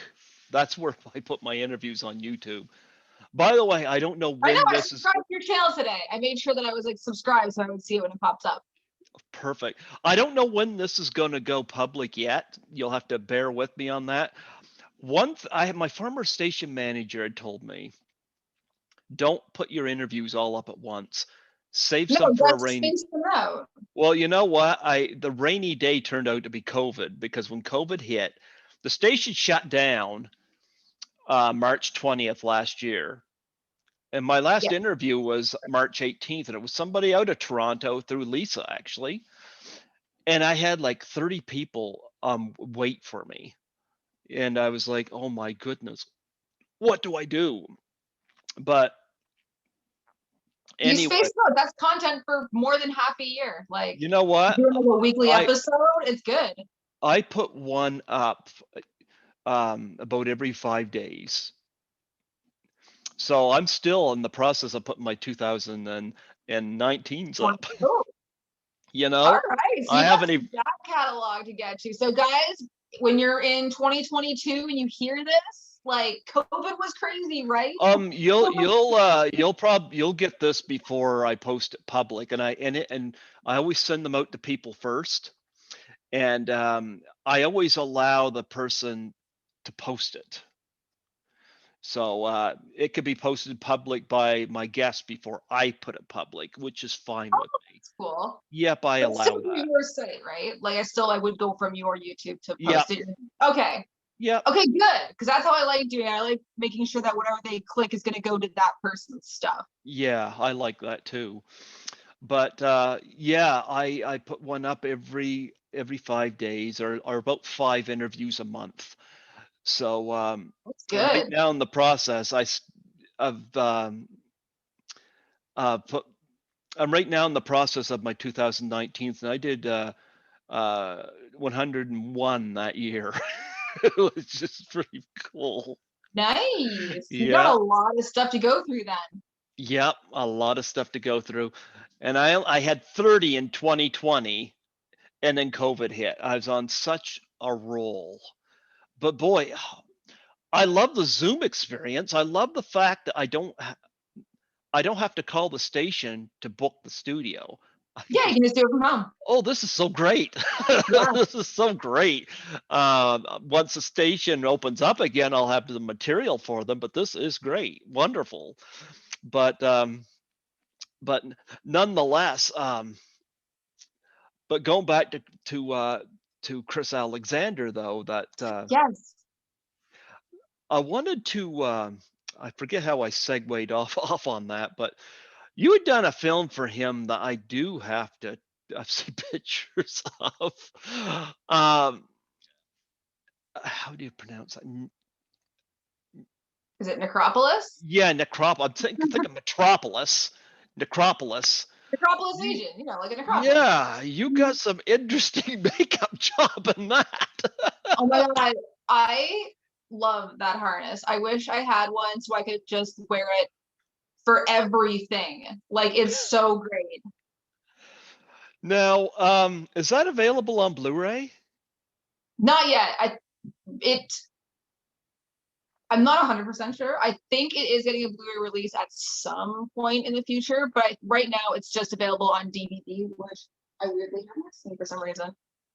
I was doing another promo thing before we started, so there's a stack like next to my shelf. See, I would like to get a signed copy, but I'm kind of into the whole Blu-ray thing. It's funny because Lynn Laurie is in that, and Yeah, I've got like 4 Blu-rays signed by her right now. and she's so wonderful. I love her so much. Working with her was so great. I'm bummed that we didn't get like any scenes together. Well, when I met her, number one, she's a hugger. I love that. I Which is know, I another do. I this is another thing too. I don't want to go to an event and not be able to put my arm around the person or whatever, you know. Yeah. Like if it's like the COVID thing where we're socially distanced, I'm like, what's the point, you know? But she's a hugger. And I went both days, of course, because I have VIP, and I met her both days. Got 2 pictures of her hugging her. You know, she's a hugger. She signed some pictures for me. I spent a lot of money at her table, and a copy of Sugar Cookies, which she did with Mary Warnow. I had not seen that movie, but I was like, her and Mary Warnow in a film together. I'm like, and speaking of Chris Alexander, you see, I got a big stack of Blu-rays here, but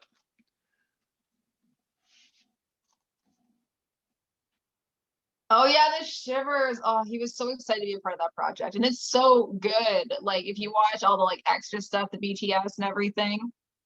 well, I'll Also, tell you. it's just nice to see like my partner's name in front of like Cronenberg's name and everything. Like it's just, Well, this one here is it's signed surprising. by Lynn. Out of curiosity,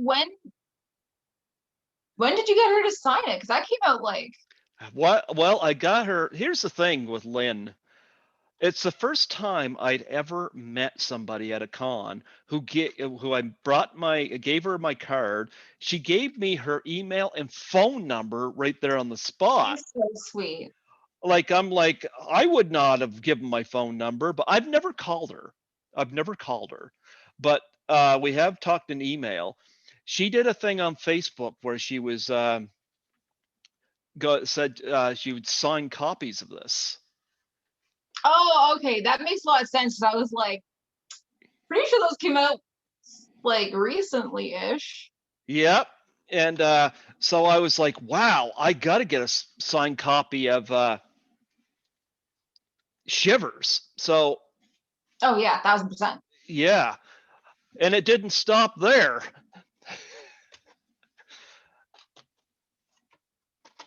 I got the or no, I Drink Your Blood. Nice. She signed that. And the Crazies. Nice. Yeah. I was like, while she's doing these, I might as well take advantage of this. Yeah, why not? She's willing. And she's going to come on my show here eventually too. I just She's just so lovely. I'm looking forward to having her on. I really like her, and yeah, I've done a few of those online. Kelly Maroney recently sent me a signed copy of Chopping Mall. Nice. So yeah, Solid choice. yeah, I loved her best in Fast Times at Ridgemont High, but she was selling copies of Chopping Mall signed. So I was like, so it's always nice to get them signed. So I was like, yeah, but nonetheless, um, Necropolis looks like an interesting movie. I've seen only one of Chris's movies. I don't have television. I just got my TV set up just to watch my Blu-rays. Oh, okay. I was gonna be like, Yeah, what the hell Tubi and like the Full Moon Channel and Amazon Prime. Yeah. So you see, I don't have anything like that. So I come online and I watched the werewolf one that he did. And, Oh, yeah, Female Werewolf. Yeah. yeah. And because I wanted to get to know what kind of filmmaker he was. He kind of reminds me a little bit of a director who I've interviewed somebody from one of his films recently, Antonio Michelangelo Antonioni, the director of Blow Up. Of course, Blow Up had no music, and a lot of it was about what you see and what you don't see. I've interviewed one of the mimes from that movie, and with Chris, it's all music, next to It's no all Chris's dialogue. music. Yeah, next to no dialogue. And I'm like, okay, this is different. And you have, of course, you're in. I heard that for this movie here, let me see where I can find it. Okay, Necropolis, that you actually have a speaking role, which is far and few with his Yeah, this we movies. got like a full script. Talk about working on that movie, especially that costume. You have an interesting cleavage in that movie.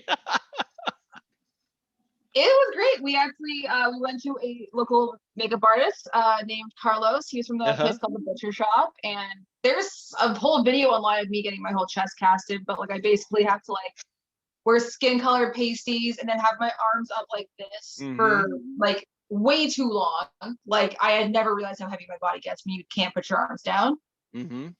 And then the day I went in to like actually try on the harness that they made that was like specially designed for my chest, I was like, this is the greatest day of my life. And then because I'm like a loser on set, I kept like every time I had food or drinks, I'm like, we're gonna make my boobs eat them. And there's like a video that went viral of like I made my boobs eat chips, and like it's all over like this website. It's so fucking funny. And working on that was so great because we got to do like one, I got to meet more actors in the area, which was so great. And I got to become like friends with people who I wouldn't have got to meet had it not been for this. And working with Lynn Lowry was amazing. And our makeup artist Renee went on to go do makeup on that TV show The Boys that's on Amazon Prime. And Augie Duke is wonderful and amazing and killing it out in LA. And it was such a great experience. And I think it really like it brought Chris's movies to like a new level, just like across the board. And I'm so excited to see not just the stuff that we're obviously doing, but other stuff that he's going to be able to create next because of this. Yeah, but your character, I see, like if I look you up, I see a lot of pictures from that. That was an interesting little makeup job, and I never saw the thing with the boobs before. That was where did that? This is a like sequel reimagining of a movie that came out way back when, part of the Empire movies in the Grindhouse series, which was called Necropolis. And the witch in that one, like my character in that one, had 3 boobs. So it was like 3 boobs has been done. What can we do now? Yeah, And it 3. worked. And honestly, like it's brilliant and iconic. And it got a comic book because of it. So it's pretty cool. Where did that idea come from? The whole idea, like. Oh, you would have to ask Chris. That was all his brain baby. Like him and Brockton wrote the script together, and that's all on there. And I came in after the idea was formed and was like, "Yes, done. Let's do it." So things are turning underneath that hat. Oh yeah, no, he's always got ideas brewing. You know it. And yeah, of course, Lynn Laurie, and that movie actually looks really, really good. And it is good. You should take the time to watch it. I want to see it, but I have no way of seeing it right now. You gotta get that on Blu-ray, so I get a signed copy from you. 1000% when it comes out on Blu-ray, we'll make it happen. Yeah, I want that was one. That's one I definitely get. And you also are upcoming. Well, you did Space Vampire. Yeah, that's finally gonna get a Blu-ray? distribution release. Yeah, I'm not sure what the logistics are, but I do know that it's gonna be released soon. It played the festival circuit, and now it's gonna come to video. Talk about your role in that. Oh, he actually just explained me who he based on, and I honestly am drawing blanks on who it was. But what is her name? Oh my god, I can see her face. She was in that movie, Irina Palm. Just a second, I'll bring it up here. It's gonna bug the crap out of me. What is her name? But basically, my outfit and kind of like essence was her. Oh, I don't know that.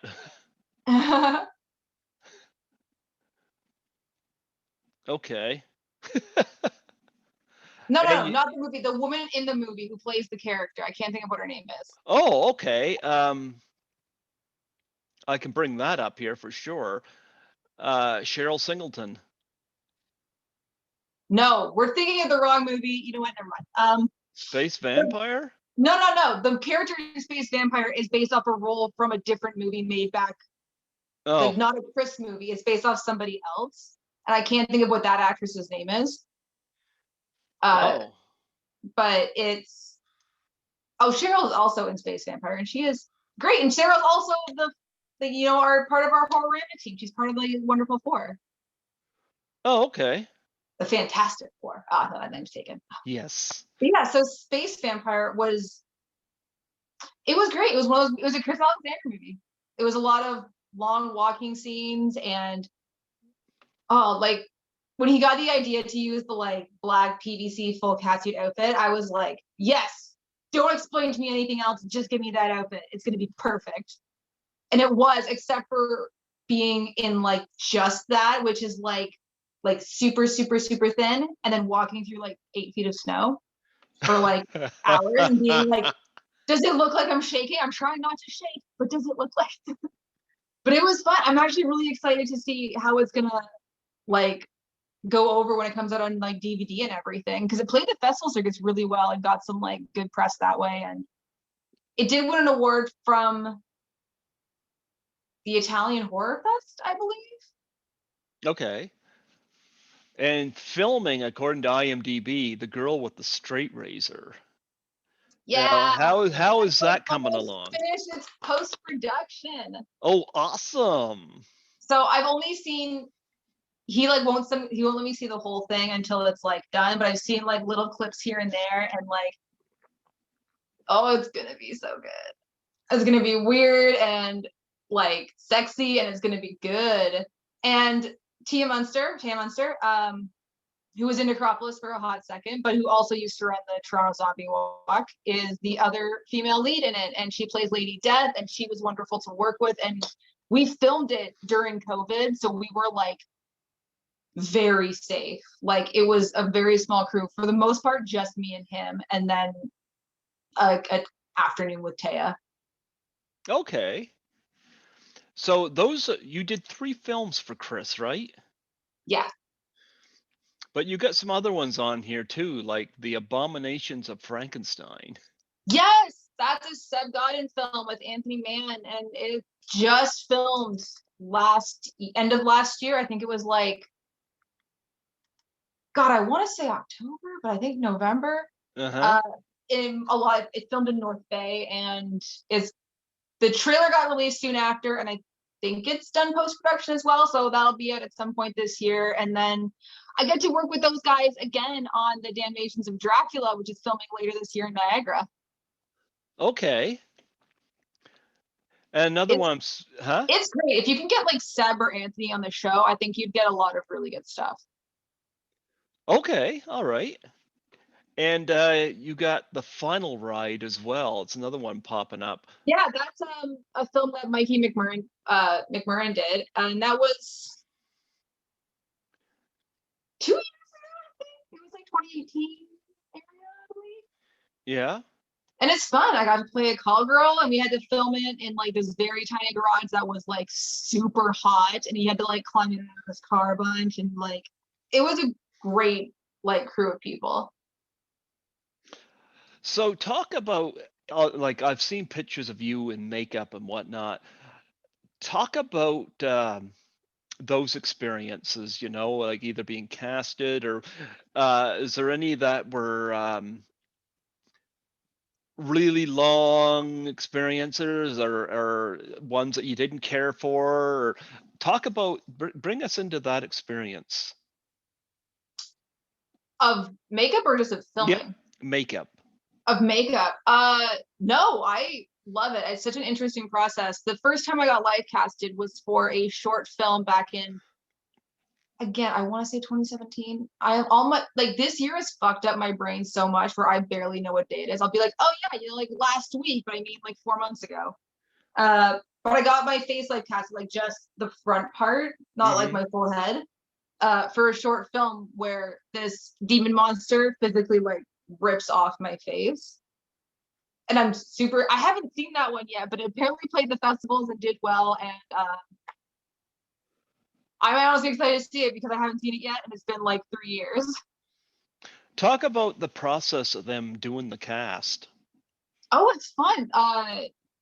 If we're getting like really technical about it, you have these two components, and it's like called body double. It's by Smooth On. One's like blue and one's, pink. And then you mix them together, they turn purple, and you gotta mold it on your face super fucking quick or on your body parts. And it's super fast acting, so like you don't have to be like that for a while. But it is a little claustrophobic when you get your whole face covered in this goop, and then you're just sitting there and you can't move and you can't talk. Okay. But it's fun. I had recently, like 2 weeks ago, for a project that I was helping Cooper on, was like getting my whole like left arm molded. Okay. And like I'm not in the movie, but my arm's gonna be in the movie, and I don't know what happens, but it gets ripped off. That's what I know. But it's fun because it's this weird warm goopy stuff that just gets put all over your body, and then you take it off, and then they make a whole version of you, your face or your arm. It's so much fun and interesting, and that's been like a really big fun part of working with Cooper, is like getting to do that kind of stuff. They gonna let you sing on stage with them? I don't know, like I'm not that kind. Like I can sing, I just don't do it. Because like I grew up with like a musical family, but also like I went to the Randolph Academy, where part of my major was singing because it was a musical theater degree. And I've been in like musicals, like I've done Grease and Legally Blonde, and I was one of the leads in Evil Dead, the musical, where I played Annie and Shelley, and it was fun, but I'm very much like, I don't need to sing. I can if it's for a role, sure, but like I'm probably not gonna do like an open mic night or You're anything. not gonna sing for me right now? Oh my god, no. Can you hear my voice? Like I have a weird rasp today that I can't get rid of. Perfect for a singing voice. Oh yeah, it's really sexy and smooth. So, bring us into, how did you and Chris Alexander meet? So I was working on this documentary behind the scenes for my buddy Justin McConnell, and actually the documentary just got picked up by Arrow Video. It's called Platform Jungle, and I'm one of the producers on it. So I went around with Justin a lot in, God, I want to say 2014, 2015, like that area. And I think it was like the first Horrorama. And 2014, yep. Yeah, so it was that one, and we were there to interview. Tom Savini was one of our interviews, and Chris was one of the interviews, and I think somebody else, but like it's so long ago that I honestly don't remember. But I was basically just like his assistant for the day, so I just helped him set up cameras and would make people stop walking through our shots, and just did like that kind of work. And that's kind of how we first met, and then became Facebook friends. And yeah, our story's not all that cute. I mean, I think it's cute. I'm like, yeah, he found out that day he had good taste. Yeah, Yeah. And I was like, literally the first thing I was like, yo, Justin, this dude's hot. What's his deal? And he's like, no. And I'm like, no, I need a reason. I'm like, you can't just say no. But he was married. So I was like, oh, yeah, no. But then Oh, he stopped being married and I got to, you know, eventually get in there. okay. I didn't know that. I didn't know that part. Yeah. His ex Carrie was in his first 3 films, actually. Okay. Yeah, in Female Werewolf, she has the like the she's the lead girl. I don't know why I had to do a weird Female deal. But she's werewolf. I the did lead girl. see. I did see that one. Oh, isn't that fantastic? Like the butcher shop did that makeup artistry as well with the wolf coming out of the mouth and everything. And I'm pretty sure they still have that head too. It's pretty cool. Yeah. Well, I've seen some videos Chris has put up, like him showing off his pinball machines and stuff like that. I would imagine his flat has got a lot of interesting memorabilia in it. Oh yeah, he's got a ton of fun stuff. What kind of His kids are very lucky kids. They have a lot to do there. you want me? I got a story for you. Um, the first 2 years of Horrorama, they had played some feature films downstairs. And I got to see some interesting films there. I saw Brain Damage and Effects there the first year. In fact, I bought Effects and got John Harrison to sign it. But the second year, I saw Wild Beast and I Yeah, saw so Absurd. Yeah, I remember Chris Alexander poked his head in and he asked me, "Has the cheetah scene happened yet?" It hadn't at that point, but I know what he's talking about now. That movie was so corny. yeah, then The you're like, animal, wait, what's the cheetah scene? And then you see it and you're like, that yeah, yeah. the animals were obviously tame. Holy cow! But nonetheless, absurd, which I've got here on Blu-ray. There was a couple of young kids in there watching that, and I was a little disturbed because that movie is really brutal and graphic. And I saw Chris Alexander later, and I said, "Do you know there's 2 little kids in watching that movie?" He says, "Yeah, yeah, they're my kids." I was like, Yeah. "Oh." Yeah, he's got 3 boys. They're all great. And they're super like into horror movies and they have a good teacher for that kind of thing. You know what? I respect that too because he reminds me of a director I interviewed that has kids that are into horror films, and people say you shouldn't bring your kids up on that. Well, some ways I think, Oh, that's dumb. yeah, some ways I think it actually makes your kids turn out better.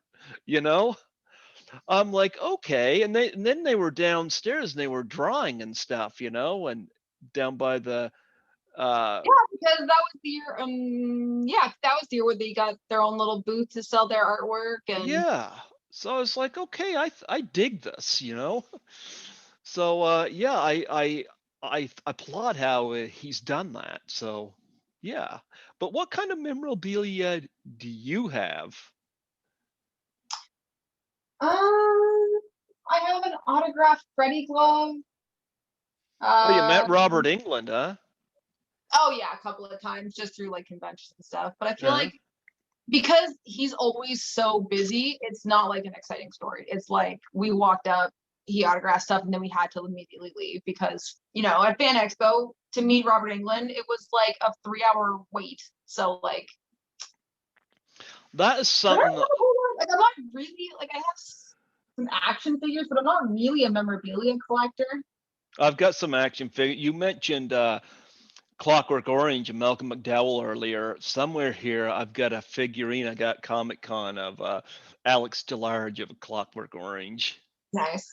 Yeah, I got a few figurines here. So yeah, but I find the most unique stuff at these conventions I never see anywhere else. It's good. Well, also our convention is a lot of independent shops that end up having like weird collectible items that they've just amassed throughout the years, and it's great to see that stuff still being circulated around, especially when like yeah, seeing Chris's kids get super into it and like Hmm. them discovering this whole other thing that came from my generation or from your generation or from like many many years ago. So it's cool to still see it live on and to have like its place. That's why I Yeah. love this little horror community that we have. Well, I loved Horrorama because you don't have to wait 90 minutes on a lineup, you know? And because that could be that's a long time to be on your And when feet. you're paying so much, like at Fan Expo, like you don't want to spend 3 hours of your day in a lineup when you could be shopping or going to a Q&A. Yep. Like I remember at Toronto Comic Con, it was 90 minutes before I got to meet Ron Perlman. And Yeah, that seems all right. yeah, and everybody else wasn't as long. I was actually surprised Urkel, Jaheel Well, White wasn't yeah, that long. Yeah. Toronto Comic Con is usually a lot smaller because it's just the one building where like Fan Expo is both the north and south building at the MTCC, and like it is crowded. Like if you want to get from one building to the other, like good luck. That's easily like an hour itself, and it should be like 7 minutes. Oh wow.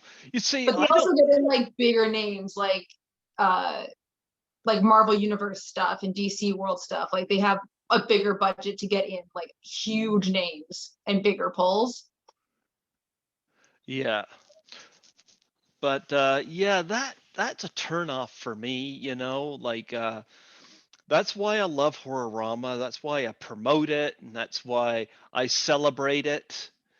I love Horrorama, and I hope you guys continue to do it I because, hope they do too. yeah, Everything, like as much as we say like it's gonna keep going, like 1,000% we want it to keep going. It all depends on how everything's gonna play out with COVID. yeah, And like I yeah, would love it if we had one this year, but if let's say the borders don't open up, we can't really like a lot of our guests come from out of state and we can't uh-huh. afford to put them up in a hotel for 2 weeks on top of everything else they would have to do for us. That's why you move them into your place. Ah, yeah. I would love that. Just think, you could spend 2 weeks with Linnea Quigley. I would love that. She's such a little babe. We would have little dance parties. Now, I assume we would have dance parties. I don't know if she'd be down with it, but I'd be like, tonight we're gonna dance. so are there any particular guests that you would like to see brought into Horrorama?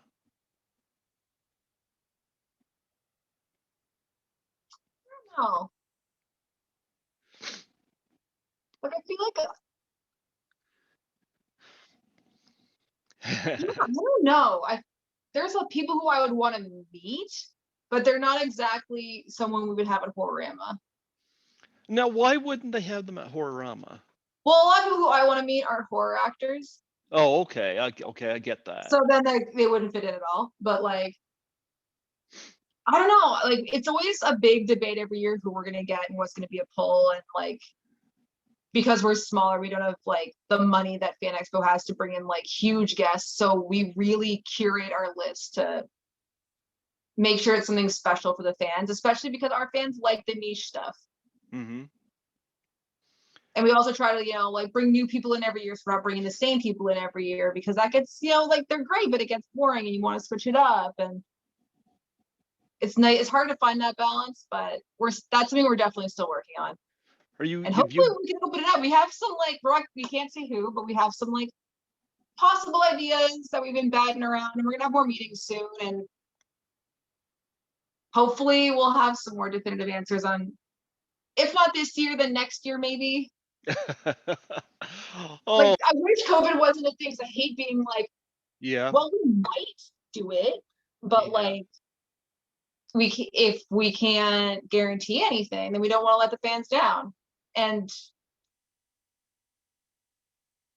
we want to make it a good time for you guys. And Yeah. COVID has really bummed us out, and we were really hit this year not being able to spend that weekend with everybody. Yeah, I miss it so much. You know what?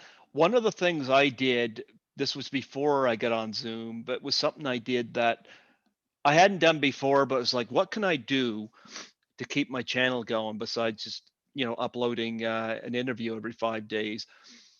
I got some videos up there of me with my merchandise and stuff, but I actually filmed 4 videos of my conventions. Like Oh, just me good. yeah, you'll see that on there. It's under conventions on the playlist. and I got one for Horrorama 2017, 18, 19, and the Comic Con. And I show the merch that I got, and I share a few stories. And Oh, yeah. yeah, and you can tell I loved Horrorama a lot. And I I miss it. I hope it can get going I back. miss it too. Yeah, I got a lot of memories and a lot of things I've been doing here in Fredericton. Like when I listen to Dave McCrae or the Suspect podcast, it's my way of trying to keep connected with Toronto. Even when I call Chris Cooper, it's my way. Of course, Lisa too, but Lisa and I've been communicating back and forth since 2017. So, but I just recently started phoning and I get these voice messages. You can hear the cars in the background. Chris just doesn't stop. Chris Cooper. I love Yeah. it. Like, he doesn't text me, he just sends me voice messages, and I'm like, cool. Explains everything I need to know. Yeah. But it's always when he's like in his car, and I'm like, dude. but nonetheless, I miss it, and I love the atmosphere. And like I said, Toronto is so wonderful, and I thank Lisa from the bottom of my heart of getting me trained on that. Because when I went to Jason Lives, I went by myself. I asked her if she wanted to go. She and I went to a few movies. It's a weird place, like going to the review, because you can't take you can kind of take a subway there, but then you have to take a streetcar or a bus, and like it's a like I lived not too far from there, and there were many times when I got lost getting there. Yeah. Well, Lisa and I saw a few movies together, and we went to Jojo Rabbit. I remember Oh, yeah, I love that movie. love it, and it was the first time I had wine at a movie. Oh, isn't it an experience? Yeah. I mean, Well, I'm that Dick has been drinking wine in the theater since I was like 13, but now that we can do it properly and they know about it, it's like, this is so lovely. I remember we went to a restaurant and Lisa ordered some wine with her meal, and I was like, "Gee, what do I want to drink?" And Lisa says to me, she says, "You like that movie, The Big Lebowski? Why not have a White Russian?" And I looked at the waitress. I said, "Can you do that?" And she said, "Yeah." I loved it. I There are loved it. I can only drink like one or two White Russians because, like, oof, any like cream based alcohols, I'm like, The it's good dude for like abides. The it's dude true to do abides. live though. So But nonetheless, and we went to a double billing of White and Black Christmas. oh, I remember when they did that. Yeah, that was at the Royal. Yeah. Lisa was not there for White Christmas, but she said she'd be willing to go to Black Christmas because she knew so many people in it. And Oh yeah, because it was made like in Toronto. You can like go and see the sorority house. Well, yeah, you shouldn't because it's a gated community, but like if you can, then you should do it. I've interviewed a few people from that movie, and I met Lisa there. I got her ticket, and White Christmas had some people there, but it was nowhere near as packed as what Yeah. Black Christmas was. And I saw my first IMAX because we don't have an Cool. IMAX here. What did you see at the IMAX? Apocalypse Now. Oh, I mean, if you're gonna see a film at the fucking IMAX, that's the one to do it. Like Yep. the helicopter scene alone, just hearing Yeah. it engulf you, like Well, that was yeah. one of those days that Lisa wasn't able to meet me for anything, and I always asked her when I'm there because I don't have a lot of close niche people there. So I'd say, you want to get together for dinner or whatever?" And that was one of those times where she had to go somewhere, but she said that that's the same night for the Apocalypse Now, I believe. And I said, "Yeah." And she said, "Why don't you go make that another first?" I was like, It's true, yeah. If you don't "I have did." IMAX where you live, like it's a interesting experience. Yeah. And I got my bubble jacket here too. This was something else Lisa suggested I get. And she gave me a link. And this was when she sent me this text that she said, "These are on sale. You should check these out." So next time I travel to Toronto, I'd always wear it too much, and I'd end up sweating too much. I was like, how do I manage this? Well, this is great. I'm glad Lisa got, yeah, Lisa texted me and she said, this is where they are. This is when I was in Toronto. And I was off doing something, but she said, these are on sale at such and such a place. I forget where it was. And it wasn't too far from where I was. I was like, okay, I got one of those bubble jackets and they've been great. I'm wearing them ever since, you know? Yeah. So what other projects you got coming up besides Girl with the Straight Razor? Yeah, so we're waiting for the release of Space Vampire and Girl with the Straight Razor. She actually be Hmm. released like not festivals, like distro. And then later this year, we're filming the Damnation of Dracula, which is going to be Uh-huh. super fun. It's with the same people I made Abominations of Frankenstein with. And I had a couple projects on the go that unfortunately got back burner just because of COVID and safety regulations. Like, definitely not going to argue with that. It sucks, but I Hmm. would much rather people be safe, Yep. which is like the main thing right now. So you'd much Um, rather not be in Chris Jericho's band. yeah, for a number of reasons.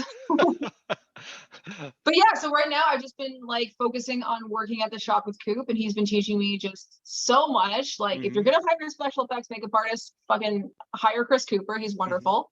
Hmm. Uh, and in my spare time, I've been making monologue videos and posting them just so I can keep acting on my own. And we have 2 more episodes of our Let the Bodies Hit the Dance Floor vidcast that I do with my friend Laura.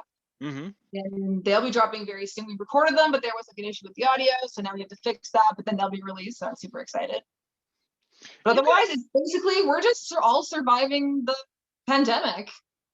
you have a picture, I think it's on IMDb, and I don't know whether this is from a film, but it's a great picture. Your arms are up like this, and you're wearing like a black cat suit. What is that from? Look, it's this. Is is the background like a face? Let me check. Let me check. Because if it is, then that's a photo shoot I did with the same guy who did the Bart Simpson photo shoot with me. Um, Like, am I by a drum set? it looks like you got a laser thing behind you, and it's on IMDb. I think that's just a photo shoot for stuff that we set Okay. up later. Okay. Again, A- with the photographer Burin Bella from Barry, and everyone should hire him. He's amazing. And you got a couple here where you have a TV over your head that look pretty That funny. was yeah, that was with this photographer who I honestly don't remember his name anymore. I feel so bad. Uh, but there was like one of those pop-up photography Instagrammable booth things that popped up in Toronto where like every booth was like a different scenario. Hmm. And it was like 100% stupid and just for Instagram, but I like that kind of shit. So I was like, hey, if I buy your ticket, will you take photos of me? And he was down. So like we spent the day together and it was Well, fun. who wouldn't want to take pictures of you? You're gorgeous. Oh, thank you. You're welcome. You're very photogenic, unlike myself. But Don't say that. although No, Lisa all did photos are all beautiful. my profile picture on Facebook, Lisa took that. She said, "You need a better profile picture." And I always take Lisa's advice on that because, You should. She's great. And she's been around. She knows what she's talking about. yep, she does. She does. Yep. Do you have any charities you're involved with? I I don't at the You don't? moment. No, unfortunately, I've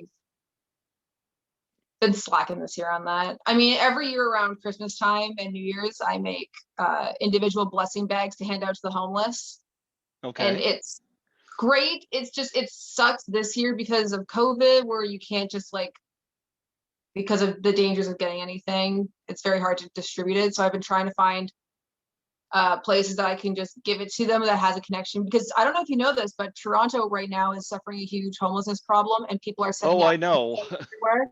And Yep. then Ford is tearing them down because he's a piece of shit. Hmm. Uh, so I actually started working with I'm gonna forget their name, but maybe they're just called Parkdale Encampment Sites.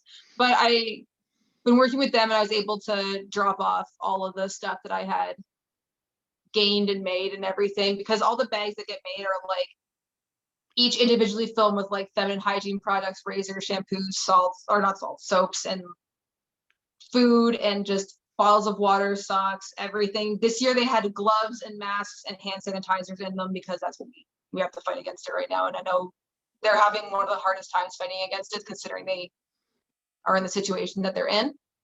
So I've been working with them just to donate as much as we can.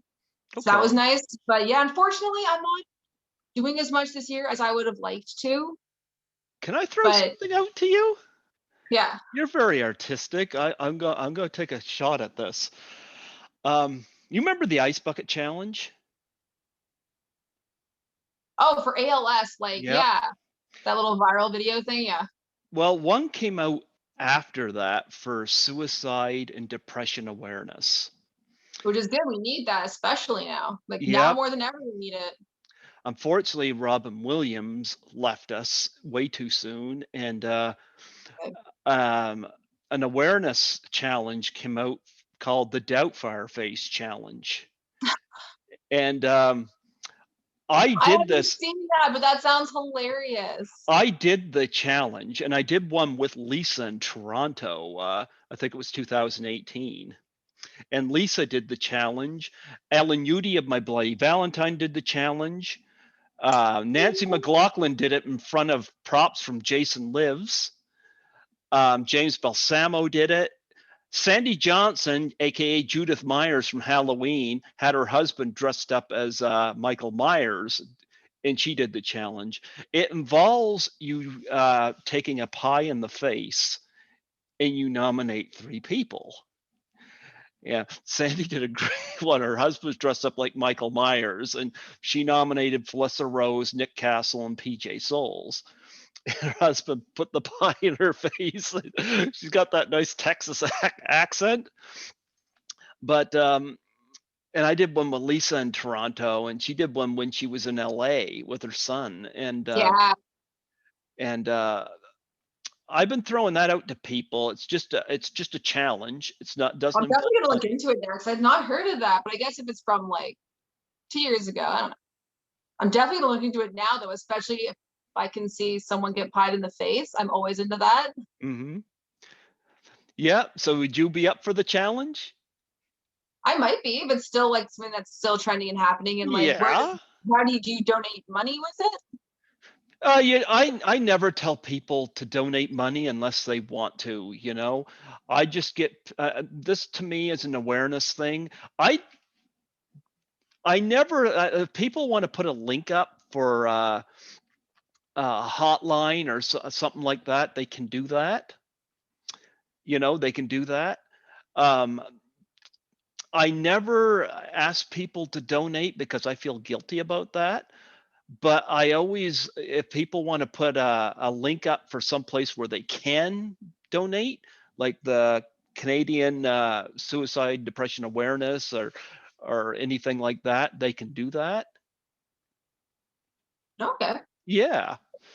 But I thought since you're very artistic and whatnot, I thought I'm gonna throw that out to you, see if you'd be up for that. Well, I'm definitely gonna look into it for sure. Because I Okay. do love Mrs. Doubtfire, and like I do want to support people who suffer through depression and suicide, because that is a big part of my life that I'm always battling, and try my best to help when I can, whenever I can. But a big part of it is going out and voting for not shitty people in our government who take Yep. away money and take away projects. Yeah. Yeah. Yeah. Have you That's ever my challenge for everybody: go out and vote properly. vote properly? Well, you know what? That gets harder and harder every year. But yeah, I could see you doing a good video for that. But I do have a playlist on my YouTube to the Doubtfire Face Challenge. Okay, I'll definitely check it out. I only like just subscribed like today, so I haven't Yep. gone through any of all your stuff, but I will definitely scroll through. Yeah. Some of them I don't have up there yet because my brother takes care of the tech side. So some of them I don't have You up. have that in-house like Yeah. tech guy though. That's really good. Yeah. Yeah. But no. Have you ever taken a pie in the face before for something like that? Not for something like that, just in life, yes, many times. Never for a cause, but sometimes you gotta take a pie in the face. Well, I like I said, I've had a few with even some people that's been to Horrorama. Ellen Udy from My Bloody Valentine did one as well. So generally what I do is I donate to one of their causes in exchange for it. Like when Sandy Johnson did it, I don't she her charity was for first uh, descendants of first responders who died at 9/11, Oh wow. like their families. So I donated to that, and she did a Doubtfire challenge. So yeah, that's one I throw out there, and plus the videos are entertaining to watch and they're meaningful. So what do you like doing best? Acting, modeling, I should say singing. That's probably your favorite. You know it. I'm over here just being a And rock star. and makeup. What do you look forward to most? Oh, acting, 1000%. It's like the air I breathe. Like that's when I'm like my most happiest. Like that's where I'm home. How do you prepare yourself when you go to act? It depends on the role. Like if it's a very heavy dialogue scene, then I have a whole thing where I have notebooks that I like actively just write my lines out over and over again and write my emotions that go along with them and like whatever discoveries I find every single new time I write it. And like it's a long process. And if I have to be like, if it's a lighthearted scene, it's less work because I'm generally a lighthearted person. But if I have to be like dropped in and ready to like get the shit kicked out of me emotionally, then it's a day, it's a whole thing. And like a lot of times, like if I know I'm gonna have to do like a very heavy scene, then like on set I'm usually not talking to people. I feel like people I think I'm standoffish, but I'm just like prepping in my head and I'm listening to like music that will help trigger it, or just going through the emotions that I feel like this new person that I have to be is going through. So the scene, the character you play, I'm gonna go back to this, Necropolis. How do you prepare for that? Because I'm gonna tell you, A lot of it I have to stop myself from giggling because those things are the funniest. okay. And I still do. Like seriously, if I had them every day, I would just every day I'd be wearing them. It was well, it was good because I was like obviously me and Chris are dating and I was staying with him while we were filming it. So I had all this extra time to work with Chris behind the scenes and it's very much figuring out what I was trying to make that character. So I watched a lot of like The Howling 2 and looking at like Sybil Danning and what's it from? The Lair of the White Worm and Okay. just seeing how they move, how they like vibe and kind of getting that kind of essence and then embodying that in myself while I'm learning my lines. And I have a big dance background as well, even though like I say I don't sing, but like I don't dance ever.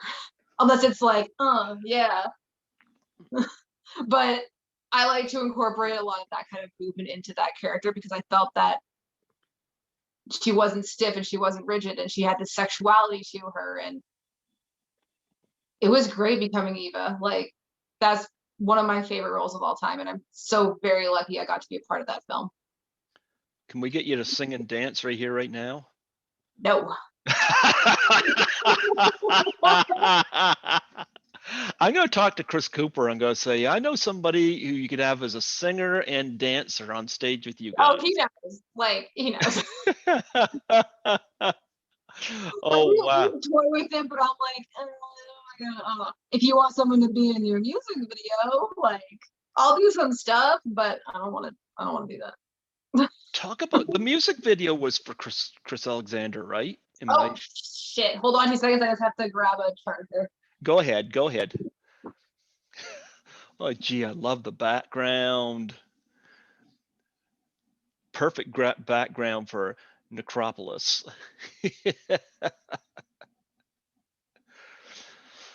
straight out of Toronto, and Toronto is something that I miss terribly. Well, stuck here in Fredericton. And here we are right now, just giving Allie Chappell a little bit of a break here to get her charger. But yeah, she's dabbled in all of these areas: acting, dancing, makeup. And if we can get it out of her singing and dancing. But yes, folks, Necropolis is a film I've been looking up online, and the makeup done on her is tremendous, and something that people should check out, especially if you're looking for something innovative to add to your viewing list. Okay, yep. Okay, well, we're back here, and everything going well, and yeah, you had to get recharged. We all have to get recharged. Take a minute to recharge. Just exhale, drop your shoulders. Like, we're good. Yes, absolutely. So, anything else coming up that you want to share with us? Well, apart from Girl with the Straight Razor coming out soon and Space Vampire coming out soon, so like when those hit the stores or the internets, definitely pick them up and buy them. They're going to be great. Well, I mean, I already know they are great, but you will now know they're going to be great. Yeah. And then, yeah, filming some stuff later in the year. And right now, just focusing on not getting COVID and making sure people are safe and helping out whenever I can. You know what? I hope, I wish this thing would go away. There are, I guess there's a vaccine circulating. Yeah. You know, I've been working through the whole pandemic, so this, with the station being closed, it was a pain in the ass. Our theater is open. I've been going to the movies since July. Right? I think this upcoming week things are like slowly opening, but like it's also a big pile of like who knows what's actually happening. But we Well, have had our theaters closed for a while and it sucks because like that's my go-to place is like have a bad day, go watch a movie. Don't have something to do this afternoon, go see a matinee. Like it's the one place where like I feel bad having my phone out, so I don't have my phone at all, and it's just great to sit there and do nothing for an hour and a half, 2 hours. you know what? People have asked me what it's like. Is it safe? Is it safe? And of course, here in Fredericton, we're not hit as bad as what you guys are. But I've been going to the movies since July during the COVID situation, and they have it set up, at least here, electronically. You can, when you go get your ticket, you can Yeah, it's pick. we have the electronic ticket buying Yeah, and so you're allowed to socially distance, and because they so make you like reserve your seats, and yeah. a bunch of seats are blocked off, and it's fine. Yeah, so it works fine, and you can have your mask off while you're eating, you know. So of course I sneak food in. So I do too. Like I'll buy popcorn, but like I'm also that like I'm the worst person because if it's like the middle of the day, I'll bring in like a full lunch with me and just eat it. Like I I'm in the theater who's like, I brought veggies and dip. Is this gonna be annoying? Like I brought spaghetti and meatballs that I bought from Loblaws. Is everyone cool if I eat this very smelly food? Like I I heard a story. I forget where I heard this, but somebody bringing an entire thing of Kentucky Fried Chicken in oh, that's for me. Like there. one of the I used to work at a theater in Toronto, like one in the more of the east end of it, and they were cool with people bringing in their own food, and we tested. We would bring in like full pizzas and like, but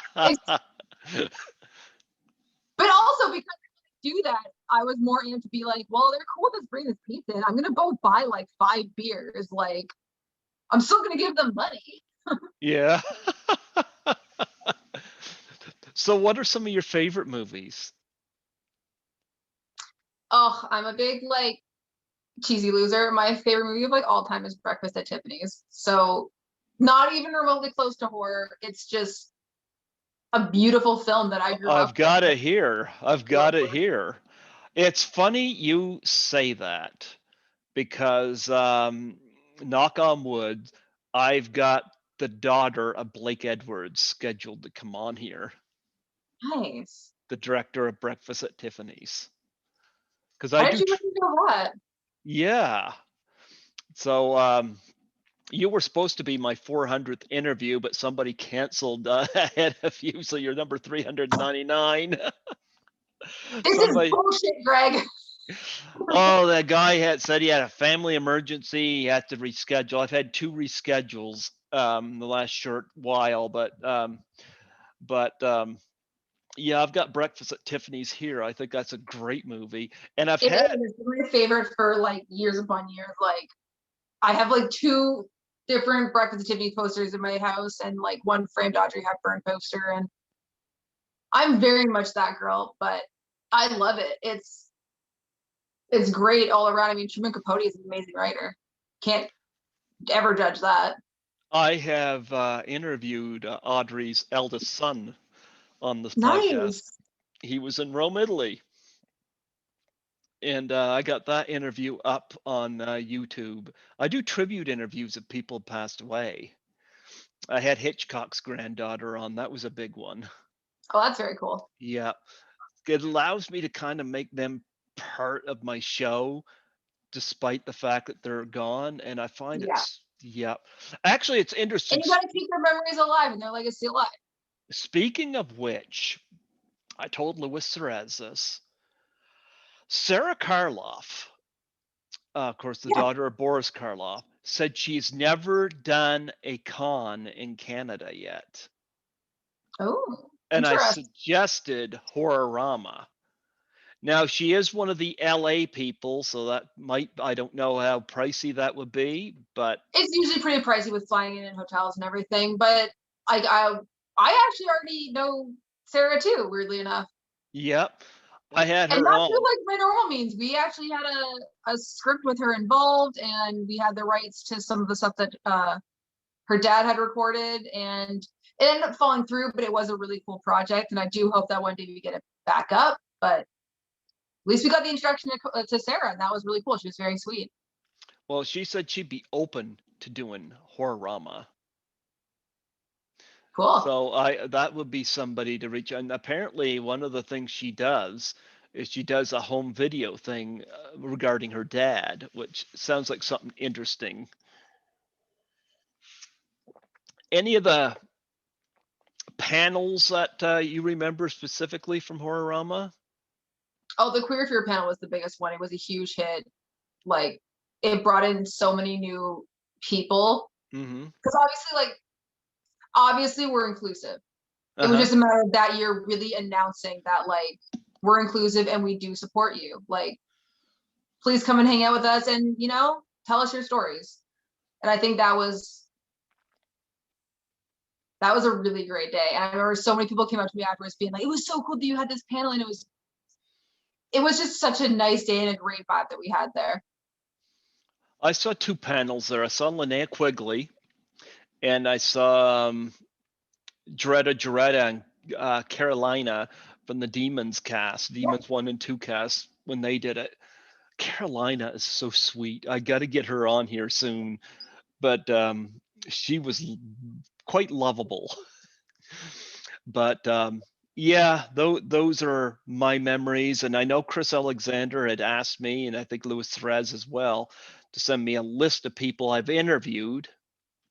I don't know what became of that because I haven't seen anybody from I've interviewed show up. I've interviewed a lot of people that have shown up. So there you go.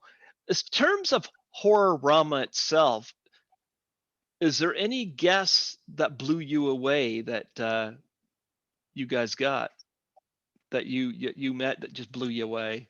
I think Bava was the biggest one. Okay. Bava, okay. Bava for sure. Like, getting just a hard-hitting Italian legend to come out and talk to us and hang out with us, that was a big deal. Mm-hmm. So I don't think you have numbers here, but how well does Horrorama do? I'm not the numbers person. No, I know. I saw very much of smiling faces. and Uh-huh. good feedback. But Lewis is the numbers guy. He handles all of that. But you do well enough to keep doing these, huh? Yeah. And if Yep. COVID hadn't happened, we would have had one last year. We would have been working on the one that was this year. Do you Fucking guys COVID. do you guys have a list done up of people you're going to bring in? You don't have to share anybody No. with me. No. We have like we go through pitching each other ideas, and then normally we would have meetings and discuss which ones we think would be good pulls, which ones are cheap pulls, which ones are like what we're willing to invest more money in, if we think it's like going to be good, or if we can organize an event around them. But because of COVID, it was like all the initial ideas we had were like, well, let's see how the next year goes. Because like if let's off chance say the borders don't open for another year, but we're able to have a convention, then that kind of changes everything, and we can only look at people who live in Canada. And then it's hard running a convention right now, and I think everyone who runs and or works for a convention is feeling it, being like, what if we can't do it? What if we can't bring in the people we want to bring in? What if the borders don't open up as soon as we can? And what if we do have to quarantine them for 2 weeks? Can we afford that? Because that would be on us, not them. And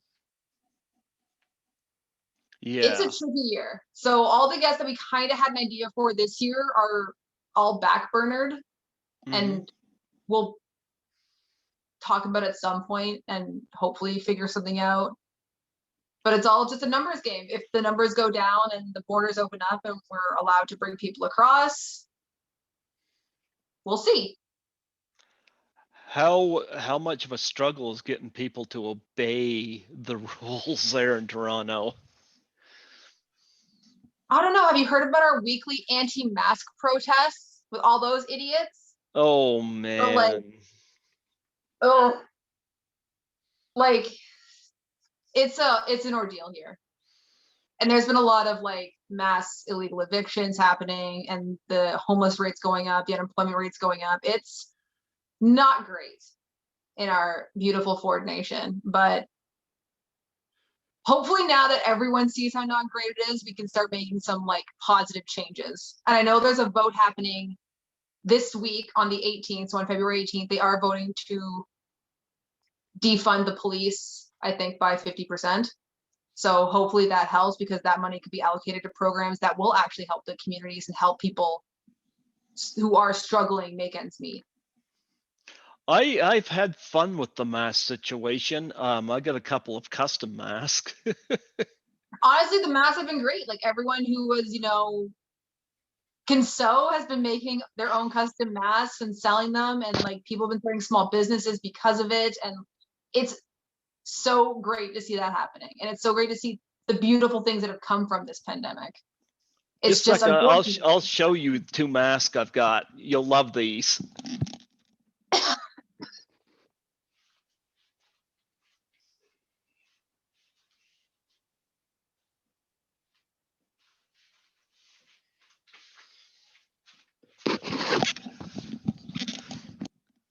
You'll love these. I got this one. I got online. Oh, nice. It's the Friday the 13th mask. Yep. I like the way that Tom Savini was making and selling. Those ones were fucking crazy. Yeah. Oh, and the Blues Brothers. Yep. Whoa. Yep. I haven't thought about them in a while too. I should rewatch their movie. I've interviewed 3 of the band. Nice. Was any of them Dan Aykroyd? No, but I met Dan Aykroyd. He did a wine signing here in Fredericton. He did that in Toronto too. That's where I met him. Yeah, and he signed my Blues Brothers DVD because that was before I was getting Blu-rays. And I've still got that DVD as well. Yeah, He's so great. I love Dan Aykroyd. yeah. So, but yeah, I've interviewed Blue Lou, Murphy Dunn, and Willie Hall from the band, and I interviewed Jean Coulter, a stunt woman who was involved in the wrecking of the mall scene. Oh, that's interesting. That's Yep. very cool. Yeah, she told a very interesting story about an accident she had on set for Cujo. That was quite tragic, but nonetheless. But yeah, I wear these masks. I like wearing these as opposed to the standard ones because at least then I can advertise what I do. I do stuff with my podcast and movies and music and stuff like that. And I might look into seeing, I'm right now looking into getting a Big Lebowski one. Nice. They have ones on there. It said, this mask really ties my face together. Looks like the rug. Yeah. But nonetheless, it was so wonderful having you come on here today. I've been looking forward to it. And Thank you. It was fun being on here. I don't talk to a lot of people, so it felt good talking to people. well, you know what? It's just I thought of you kind of on the spot when I was talking to Chris Cooper because he mentioned that he was working with you in passing when we're having a conversation, and I was like, no, there's an idea. To me, I love getting big guests on here, but I'm also a guy that goes after the story. Where's the story? And I was like, there's a story. So I thought I'm gonna put Chris Alexandra on the back burner here. I want to hear Allie's story. And for some weird reason, without ever hearing your name before, when he mentioned that you worked down in the selling the teas and stuff down there at Horrorama, I was like, somehow I remembered who you were. Yeah, I was the only one who didn't look like Wednesday Addams, and I had like a full skeleton outfit on. Yep. I was gonna say you were the cute one, but Oh, you're all cute. No one can go into that cafe and say me, Kelly, and Jess weren't the cutest. I was just the blondest because they're both black hair. okay, you were all cute. We're But all. but I remembered you. Didn't you have your hair red down there at 1 year? Yeah, in 2018, I had like a brown red color that I did for Mm-hmm. a short film, and it was nice. I keep Eh, thinking I want to go back to that color, but like every time I go brown or dark, I'm immediately like, no, you miss your blonde. Stop doing that. well, your hair looks great, I'll say that. Oh my God, it was the beginning of like you can see my roots now, but like my roots were down to like here, and I was so excited because for the first time in my life, my like natural hair color was coming back. Mm-hmm. And then when we went to go do Girl with the Straight Razor, Chris was like, "Hey, babe, so I'm gonna need you to dye your hair like super blonde. Like you have to go and dye for the movie." And I was like, "Ah, fuck." I finally have my natural hair color back. And I'm like, well, maybe if we stay in quarantine for another year, I'll get my natural hair color back. Okay, so your natural Yeah, hair so this color, color is all thanks to Chris. And yeah. it's not. Chris chose nicely. I just I miss my natural hair. I haven't had it in like 20 years. Okay. Well, you know what? I look forward to seeing whatever else you're doing. If these movies come out on Blu-ray, because I'm generally a Blu-ray guy, I I, hope they do. I would love to get it signed by you.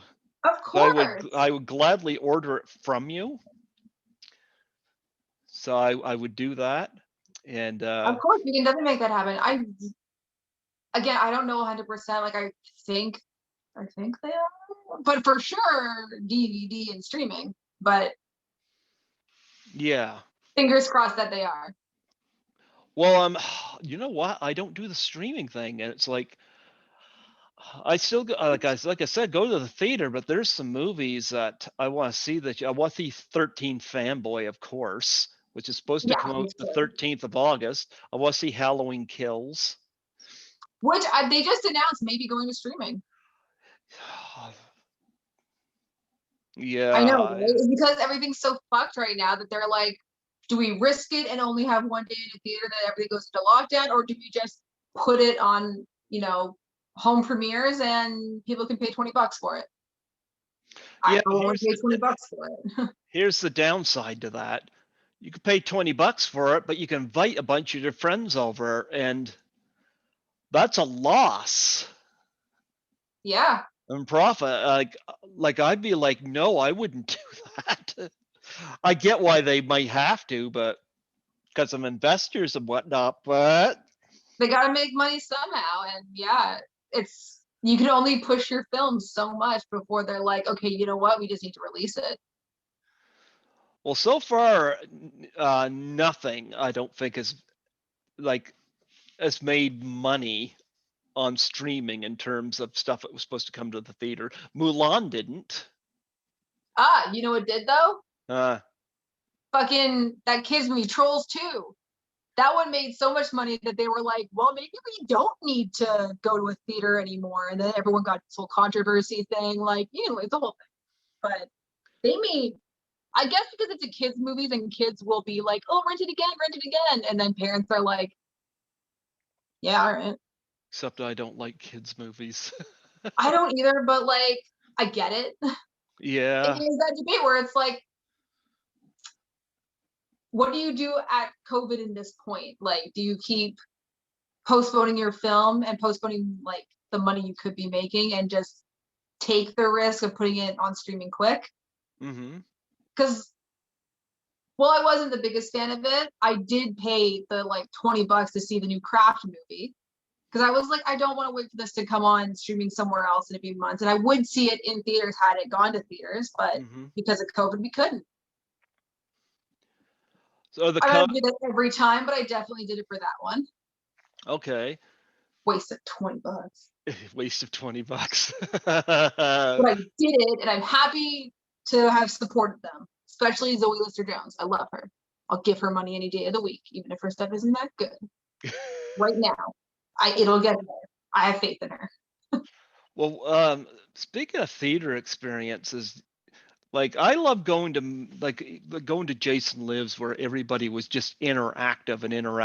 And are there any movies you've gone to that you have these memories of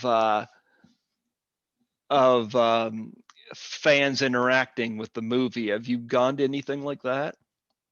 Oh, I've gone to tons of stuff like that. Toronto's great for those kinds of movie screenings where, they have like burlesque dancers come up before the show and like put on a whole show, or they have like people like Blood Opera come in and like perform, and like Drunken Cinema was great at having people like walk up and down the aisles and you're screaming and yelling at the screen. And we have around Halloween time we have shadow casts of Rocky Horror, and there's usually a lot of audience participation. And that movie The Room, the Tommy Wiseau one. He was my first guest. Oh, I'm sorry. He was my first guest yeah, on the podcast. I used to play The Room once a month, and there would be a whole fucking like film society thing to go along with it. And it's growing up in a small town, I didn't get that. So when I came to Toronto and there were all these different events that you could go to that were interactive with the movie, it was awesome. And like that Mystery Science Theater thing, they have versions of that in Toronto now where like you can actively yell stuff out during the movie. And it's not always great, but it's still fun. And sometimes you're drunk and that makes it more fun. But maybe not for other people, but for the drunk ones. So that was a really great thing about Toronto, and the whole scene there was always new stuff. And I think Drunken Cinema, hosted by Serena, who's amazing, did it the best, because that was an event I actively went to whenever I could. If they're ever showing a horror film, I was there. Well, any chance of Chris Alexander bringing Tommy Wiseau to Horrorama? Because that's practically a horror film. I mean, I will be honest, it's probably on the closer to no, but he's around. Like, he's been to the Carlton a bunch of times. Like, that dude's not hard to get. I actually had this conversation with Louis Serez. He was saying, one of the reasons we don't bring in people like Kane Hodder, Robert Englund, and whatnot is because he says they're everywhere. But yeah, here's my counter on that. And this is not a complaint, because I mean, I don't go to all those other ones, I go to Horrorama, but they've had Tom Savini, Tom Savini will love that I mixed his name up with Tommy Wiseau. He's gonna love that. He'll love that. Tom Savini and Linnea Quigley and Dee Wallace, they've done all the other conventions as well. They're all over the place. They were at Horrorama. So that would be my counter on that. I do agree that Mhm. like they have. I mean, when Horrorama first started, it Uh-huh. had the sponsorship of Anchor Bay and Fangoria and all this Uh-huh. extra stuff. And because we don't have those sponsorships anymore, getting in bigger names is harder because we don't have that kind of money. And names like Kane Hodder and Robert Englund, who are, they're great pulls, but they're for bigger conventions. And it's a lot of things like if we had X amount of money, we can't spend all of that on one guest.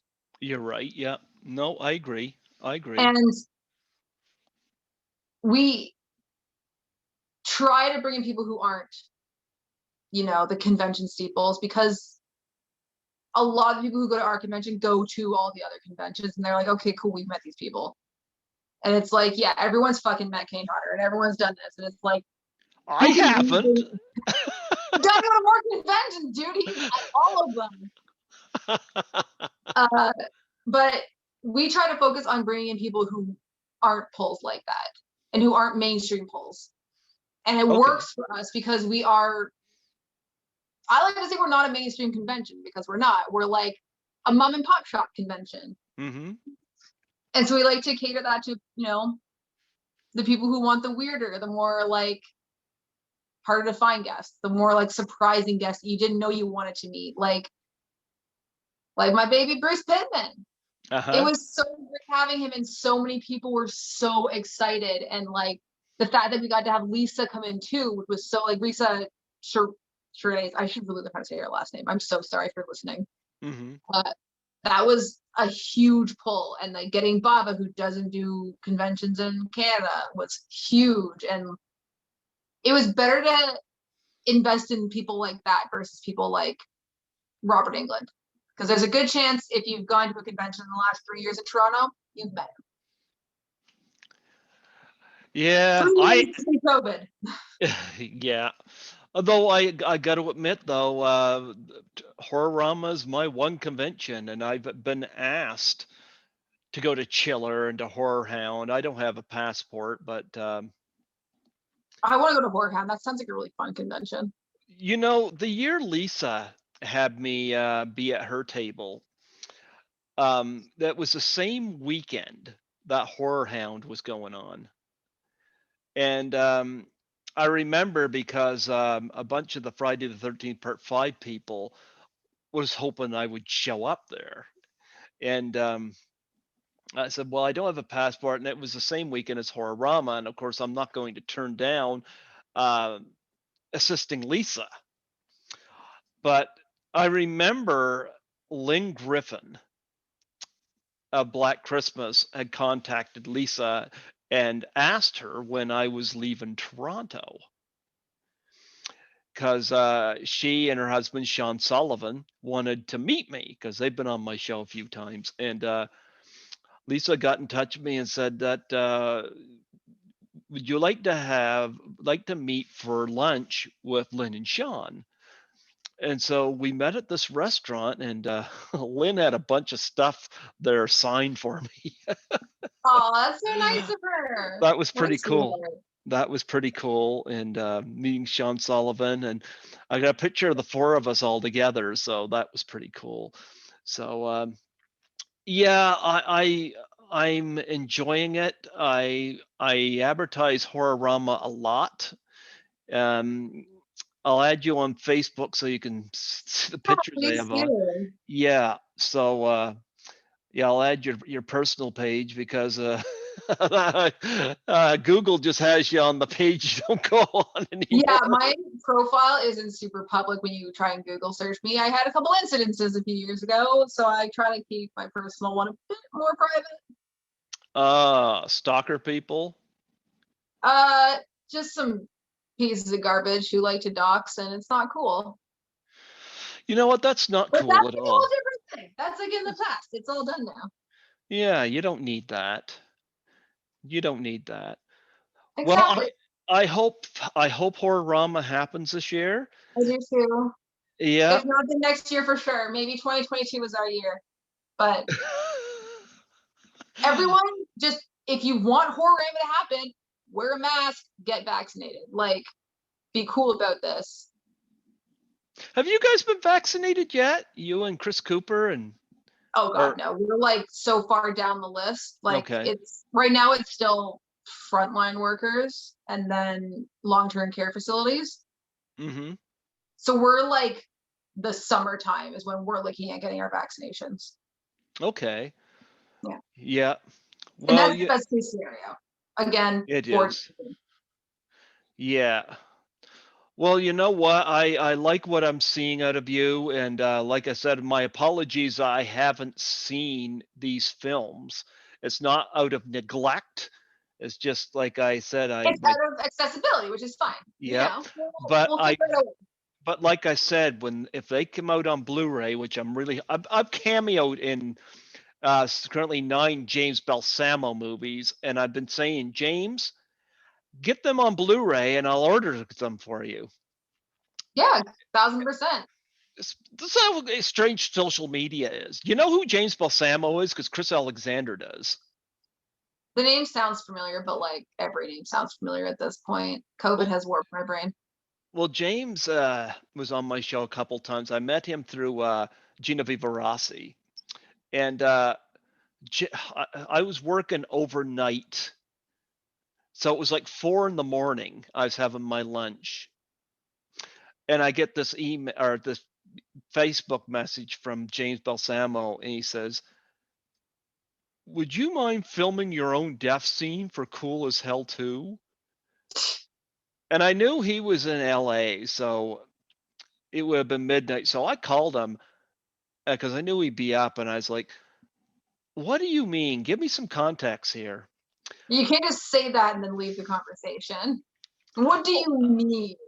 Well, I asked him why me because I'm not an actor. He said, "Well, I enjoyed doing my podcast." So I was like, "Okay." Oh, that's nice. So I saw the trailer for Cool as Hell 2 because I remember Tom Savini was in the first one for like 10 seconds. Yeah, his name's up above the thing on Of the course it box. is. Yeah. Yeah. But I watched the trailer and Linnea Quigley is in it, so I got the idea of my death scene from watching her scene in the trailer. And then he approaches me. Now I'm in 9 of his movies, and all I had to do was shoot it on my phone and send it to him. It Wants Blood so far is the best because my scene is featured on a television being watched by Eric Roberts. Oh, that's cool. I So love Eric Roberts. I'm in a scene with Eric Roberts, and I haven't even met him. And I was assisted in getting Aline Dietz in the movie too from The Exorcist because I posted Nice. I posted something about it, and she was on my show, and she says, "I want to be in your movie," and I was like, "Well, it's not my movie; it's James's movie, but I got her in it." Nice. And You got the hookup. Aline said she wants to do Horrorama. Oh, that's nice. I'm glad Yes, that people are definitely taking interest in it. It makes it better when we're making our list of possible guests to come out. I've had a few people have reached out to me, and they said, "Can you get me at Horrorama?" Nancy McLaughlin said she'd love to do it from Jason Lives. I've had people, and I've always talked about Horrorama when I talk convention scenes with them because Oh, thank you. I'm a big promoter of Horrorama. I love it, and I love the community of it. I love the inclusion of it. It's just beautiful. So I always promote it, and I love it, and I hope it continues to go. I don't know if I'll ever be at these other conventions. Who knows? I'm not ruling it out. You should definitely check out some other ones because there are some really good horror conventions out there. Or Yeah, look into starting one in Fredericton. Like bring some horror to New Brunswick. I don't know how to do that. And judging from the art scene here and the amount of enthusiasm I got for a response over 13 Fanboy, I'm kind of at that point where I'm saying, you know what? Fuck that. I'll go to Toronto. Because they might not want 13 Fanboy, but I know it's supposed to premiere in Los Angeles, Mhm. you know? And I've talked to Debbie Sue Voorhees because she knew I was going to promote the movie when I showed up at Horrorama, last year. I had the tote bag and I had the T-shirt, and Nice. Yeah. yeah. So and I said to Lewis, I said you should get some of the 13 Fanboy people when that comes out, you know. But I don't know. Like I know that you guys try to get people that are more East Coast, and I get that, you know. But I do like the fact that you guys usually get a couple of bigger names, and then you get more obscure people in there as well. And I think that is, Yeah. Because our yeah. audience likes the obscure people, and it's really fun. Is there any obscure person that you really want them to bring in? I don't know off the top of my head. Yeah, I don't know. I never really think about like just because I treat this so much like a business, I'm never thinking of like who would I want to be. I'm more like who isn't gonna lose us money. Well, I always get a VIP, so you're not losing money with me. Good. We appreciate your VIPs. We spend a good long time hacking those VIP gift bags. Well, you know what? I still got some of those VIP gift bags here too. So, like when you check out my convention halls, you'll see all that because I show it I all definitely off. do. Yeah. Next time I'm there, though, I gotta do a picture with you, though, because now you're Yeah, officially we'll one go of on my from the guests. big second page, and it'll be very cinematic. I would, yeah, I'd love to, and I'm glad especially through Chris Cooper. We gotta give props to him here because he Yes, really prostitute. he enlightened me about who you were. It didn't take me long to figure out who you were at the convention. I just didn't know the expansion you were. So I looked your stuff up and then I reached out to you, and I'm very, very happy to have had you on. My apologies for the lengthy interview, but I've been waiting for this for a while, and I had my little hiccup getting on here at the beginning, but here we are. And you look lovely. Me, I'm just stuck Yep. here in the dark. But nonetheless, we both got snow. I'm afraid to look at it out there. It's already snowing again here, and I'm just like, ugh, I'm over it. Luckily, I don't have to go anywhere tomorrow, so it's fine. Did Chris Alexander help you shovel your car out? No, well, on Monday morning when I left his place, he did. But then the snow that hit today was like insane. Like, I'm pretty sure I may have damaged my neighbor's fence getting out of my driveway because the laneway is very thin and my car is like an SUV, and there was a lot of snow, so I kind of skidded a bit and may have just love tapped their fence. Why didn't he help you today? Because he lives in Oakville. Oh, I thought you guys lived together. No, no, no, Oh, not okay. Okay. Okay. Okay. Okay. I can let him off that. yeah, no, we're living together and he wasn't actively helping me shovel. I'd be like, what the fuck? I Like, thought you two lived together. My apologies. not Oh well. Okay. Anything else you want to plug before we sign off here? just everyone go and watch all my movies. They're Uh, all on Amazon Prime. Actually, one's on Amazon Prime. Hopefully the other ones will be too when they hit streaming and or distribution. So in a couple months, buy those, or in a couple of weeks. I don't know when they get released. That was the worst plug ever.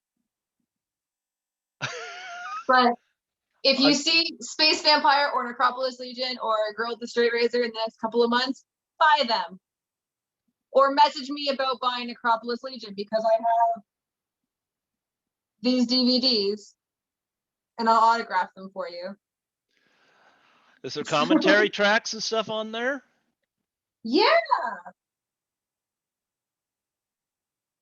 The Chris and Chris and Phil and Cam, who are the producers, I believe all have a Okay. commentary track. Okay. How much are they? The ones that I'm selling are they're 50 with a personalized autograph and free shipping. Or you can Oh. buy them directly from Full Moon for cheaper, but they don't Yeah, have but you know my what? Here's the thing about that. I could have got Chopping Mall for $17.99 on Amazon. yeah, But I'm I pretty sure thought, Amazon movies like $20. but here's the thing. I spent I think it was $73 to get an autographed copy from Kelly Maroney because I knew that would be worth more to me. It would be, especially if they personalize it. Yep. And And she so sent me a picture of herself holding it up. that's so nice. Oh my Yep. god. So I knew that it's just like with Lynn Laurie, you know. I could have got Shivers for a lot cheaper, but it's like she's signing it. And not only Mhm. that, it also opens communication of getting her on the show too. It's good communication, you know? Yeah, and she's got really great stories because she's been doing this forever, and she's worked with like Romero and Cronenberg, and like God bless her, she's amazing. Speaking of Cronenberg, I don't know. can Chris Alexander get him to Horrorama? Oh no, no. Why Like not?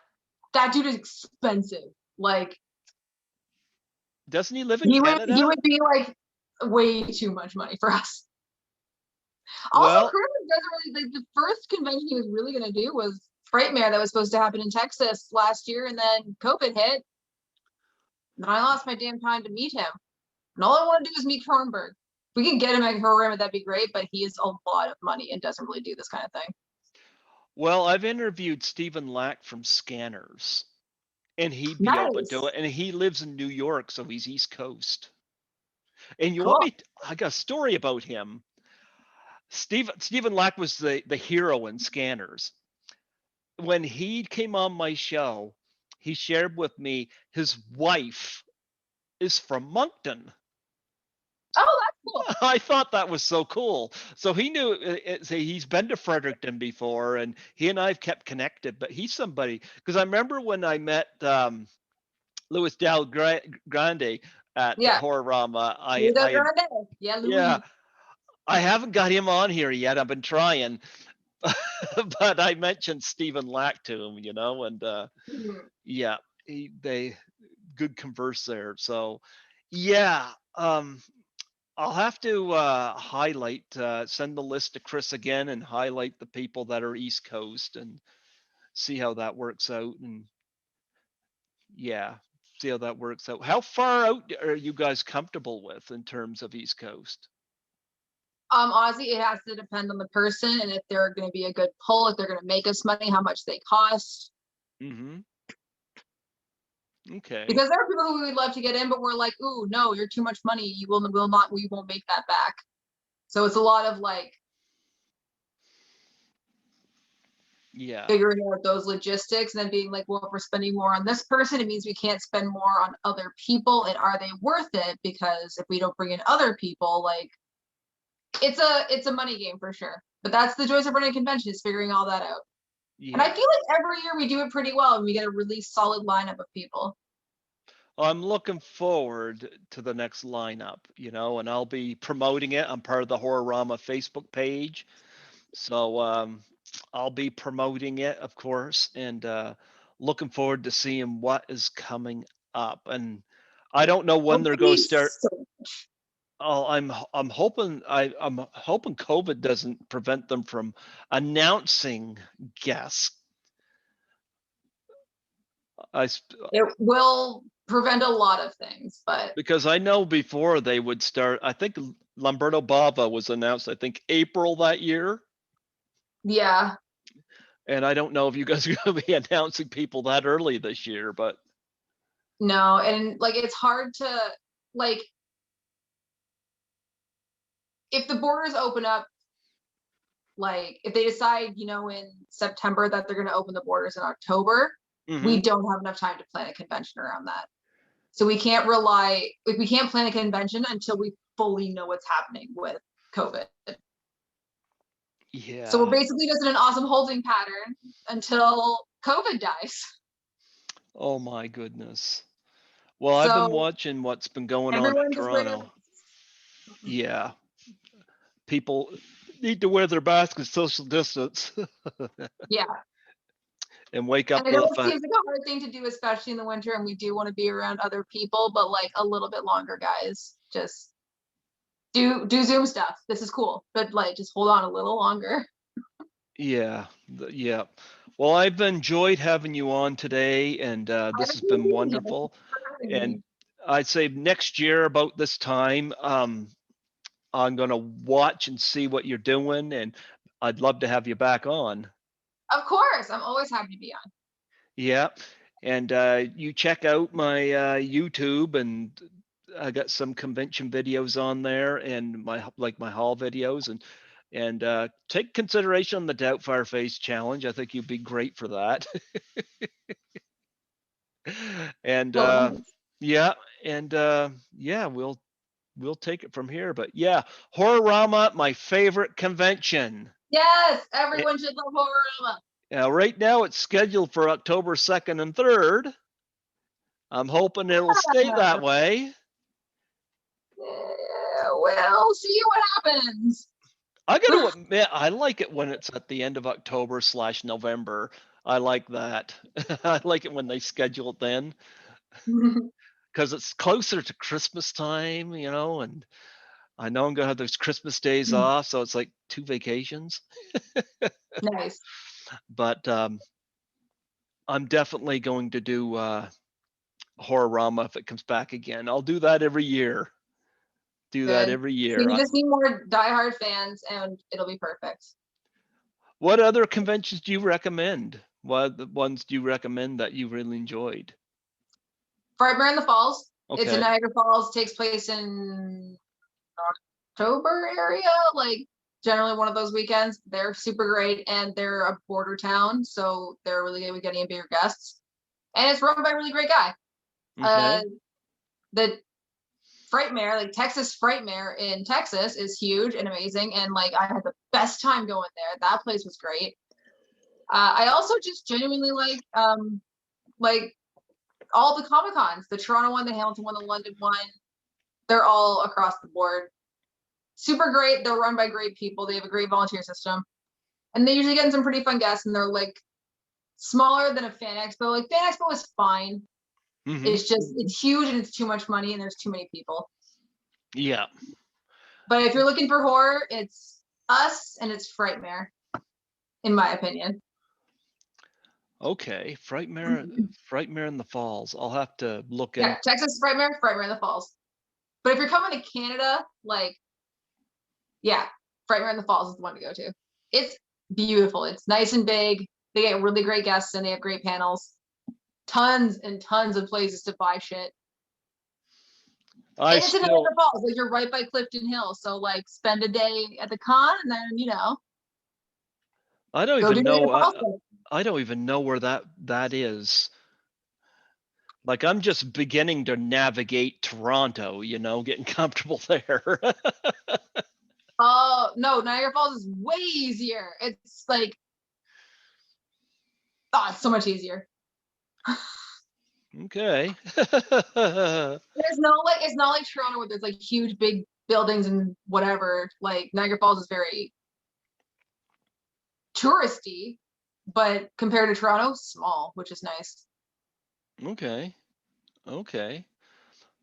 Well, I might look into Necropolis. I prefer to get the Blu-ray though, to be frank, but I am kind of interested to see what you do in that.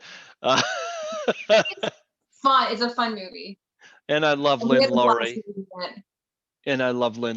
So Lynn is great. Everyone's great. Like,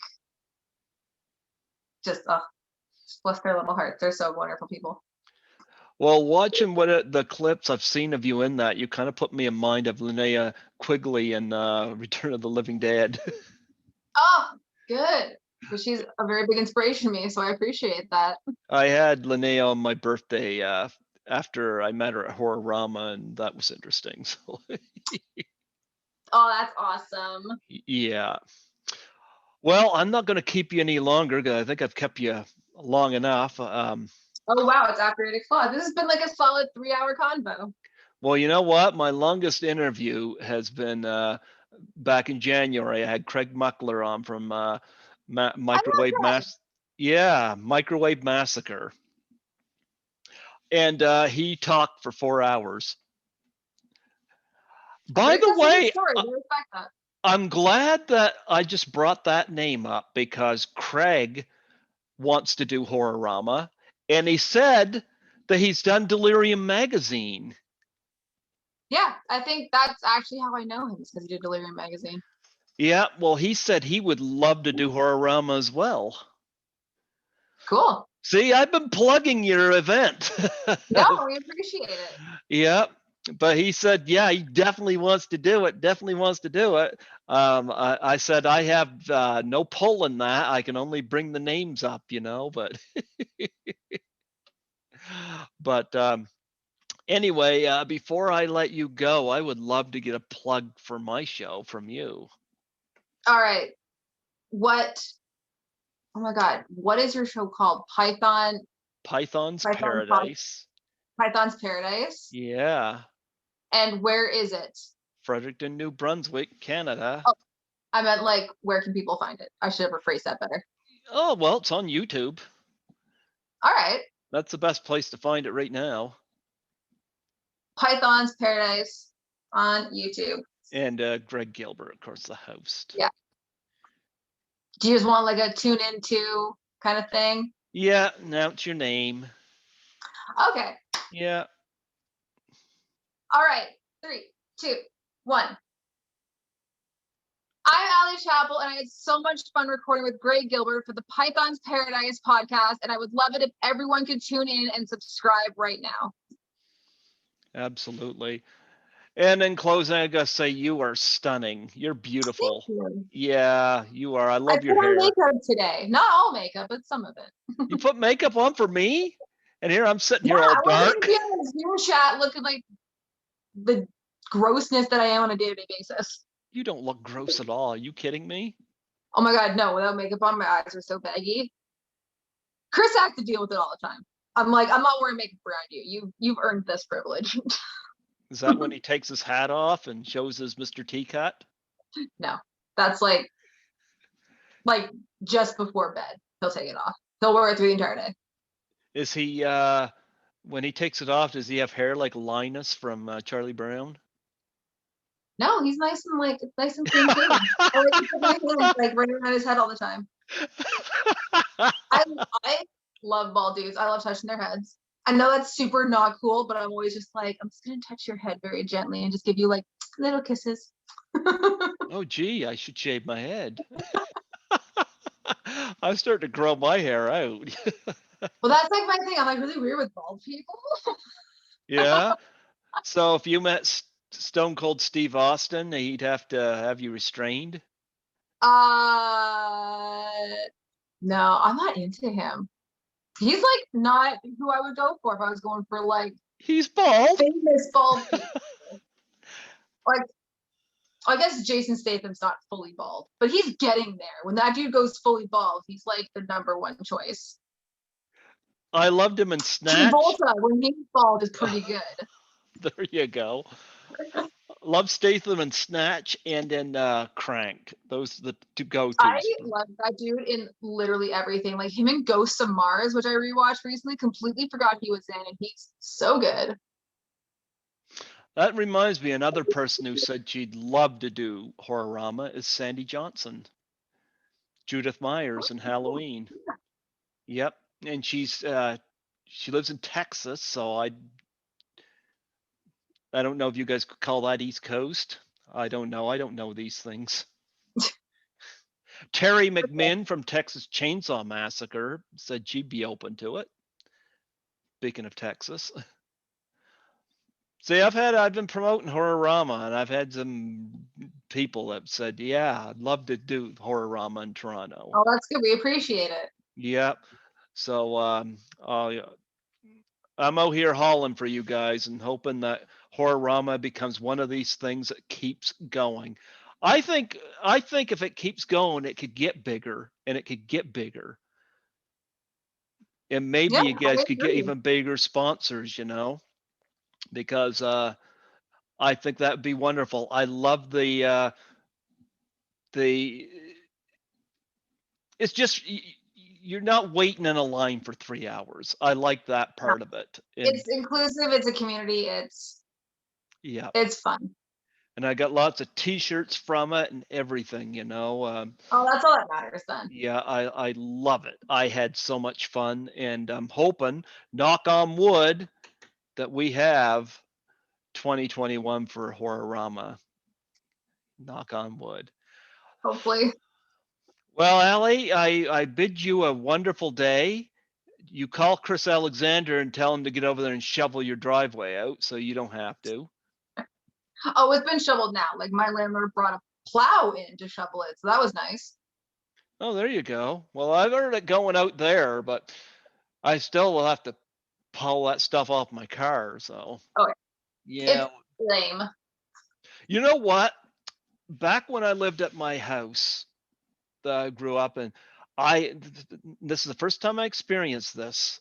I come out of the house during a snow day, and the snow went up to the door locks on my car. Yeah, that was not fun.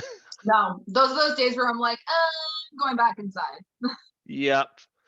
But I'll tell you, there's nothing nicer than working all night and you come out in the middle of a snowstorm, you go home to your apartment while everybody else is rushing to go to work, you go settle down and sleep. That's one of the Yeah, benefits to that sleeping is kind of during the the joys day. of working the night shift.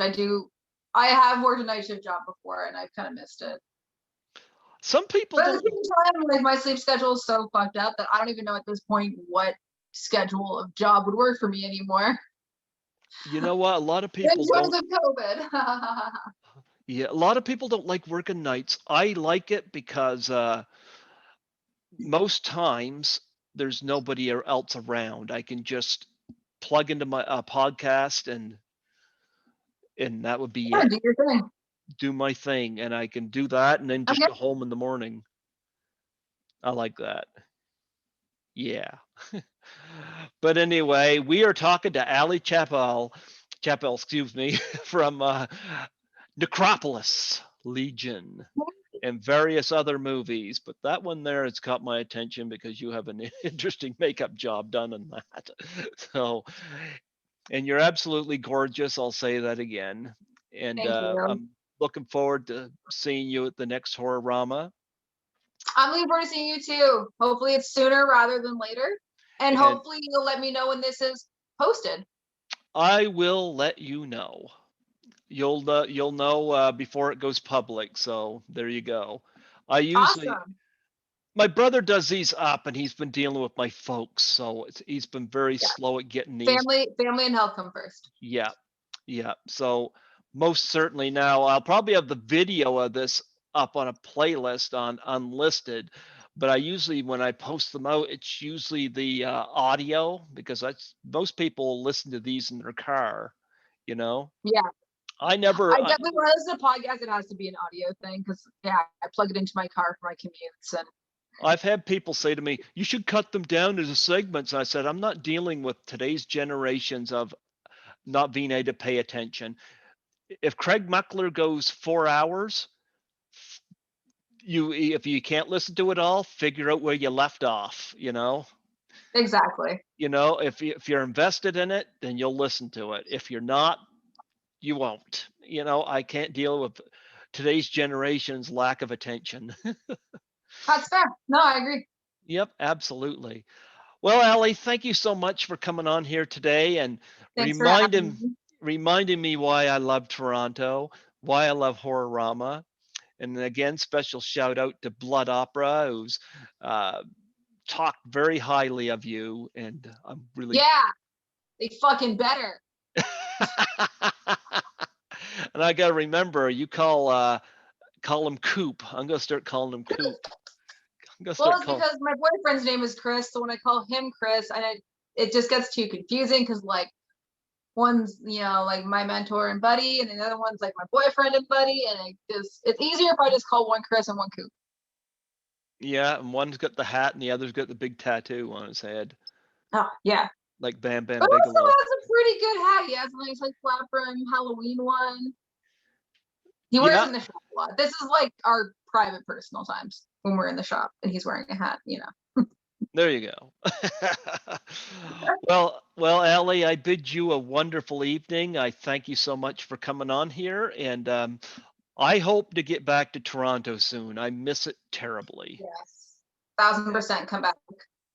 Yeah, and I'll gladly have you back in the future. I would love to come back. Yeah. Hopefully I've- next time I come back, I'll have like more stuff and more physical things and well, next less time, me just being like, just wait, they'll be out soon. Like that should be like, boom, here they are. next time you're on, I want you to sing and dance.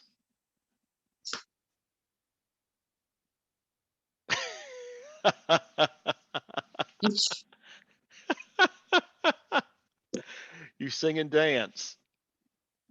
I'll send you a video and then you can be like, oh, okay. Well, consider the Doubtfire challenge, and there'll be one video you can do. Of course, you could sing and dance in that too. Well, I can do something similar to singing and dancing. It's not great. I haven't been trained for a very long time. Those are the best kind of singers. They're the ones who win American Idol every time. Come on. There you go. See, you could win. You could win. I'll vote for you. Coop will vote for you.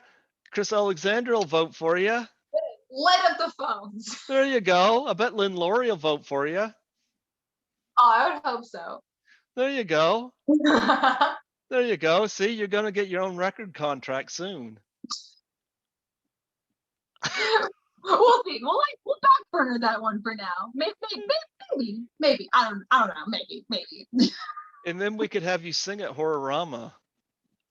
Oh my god! Like every year at Horrorama, I lose my voice from just actively yelling constantly.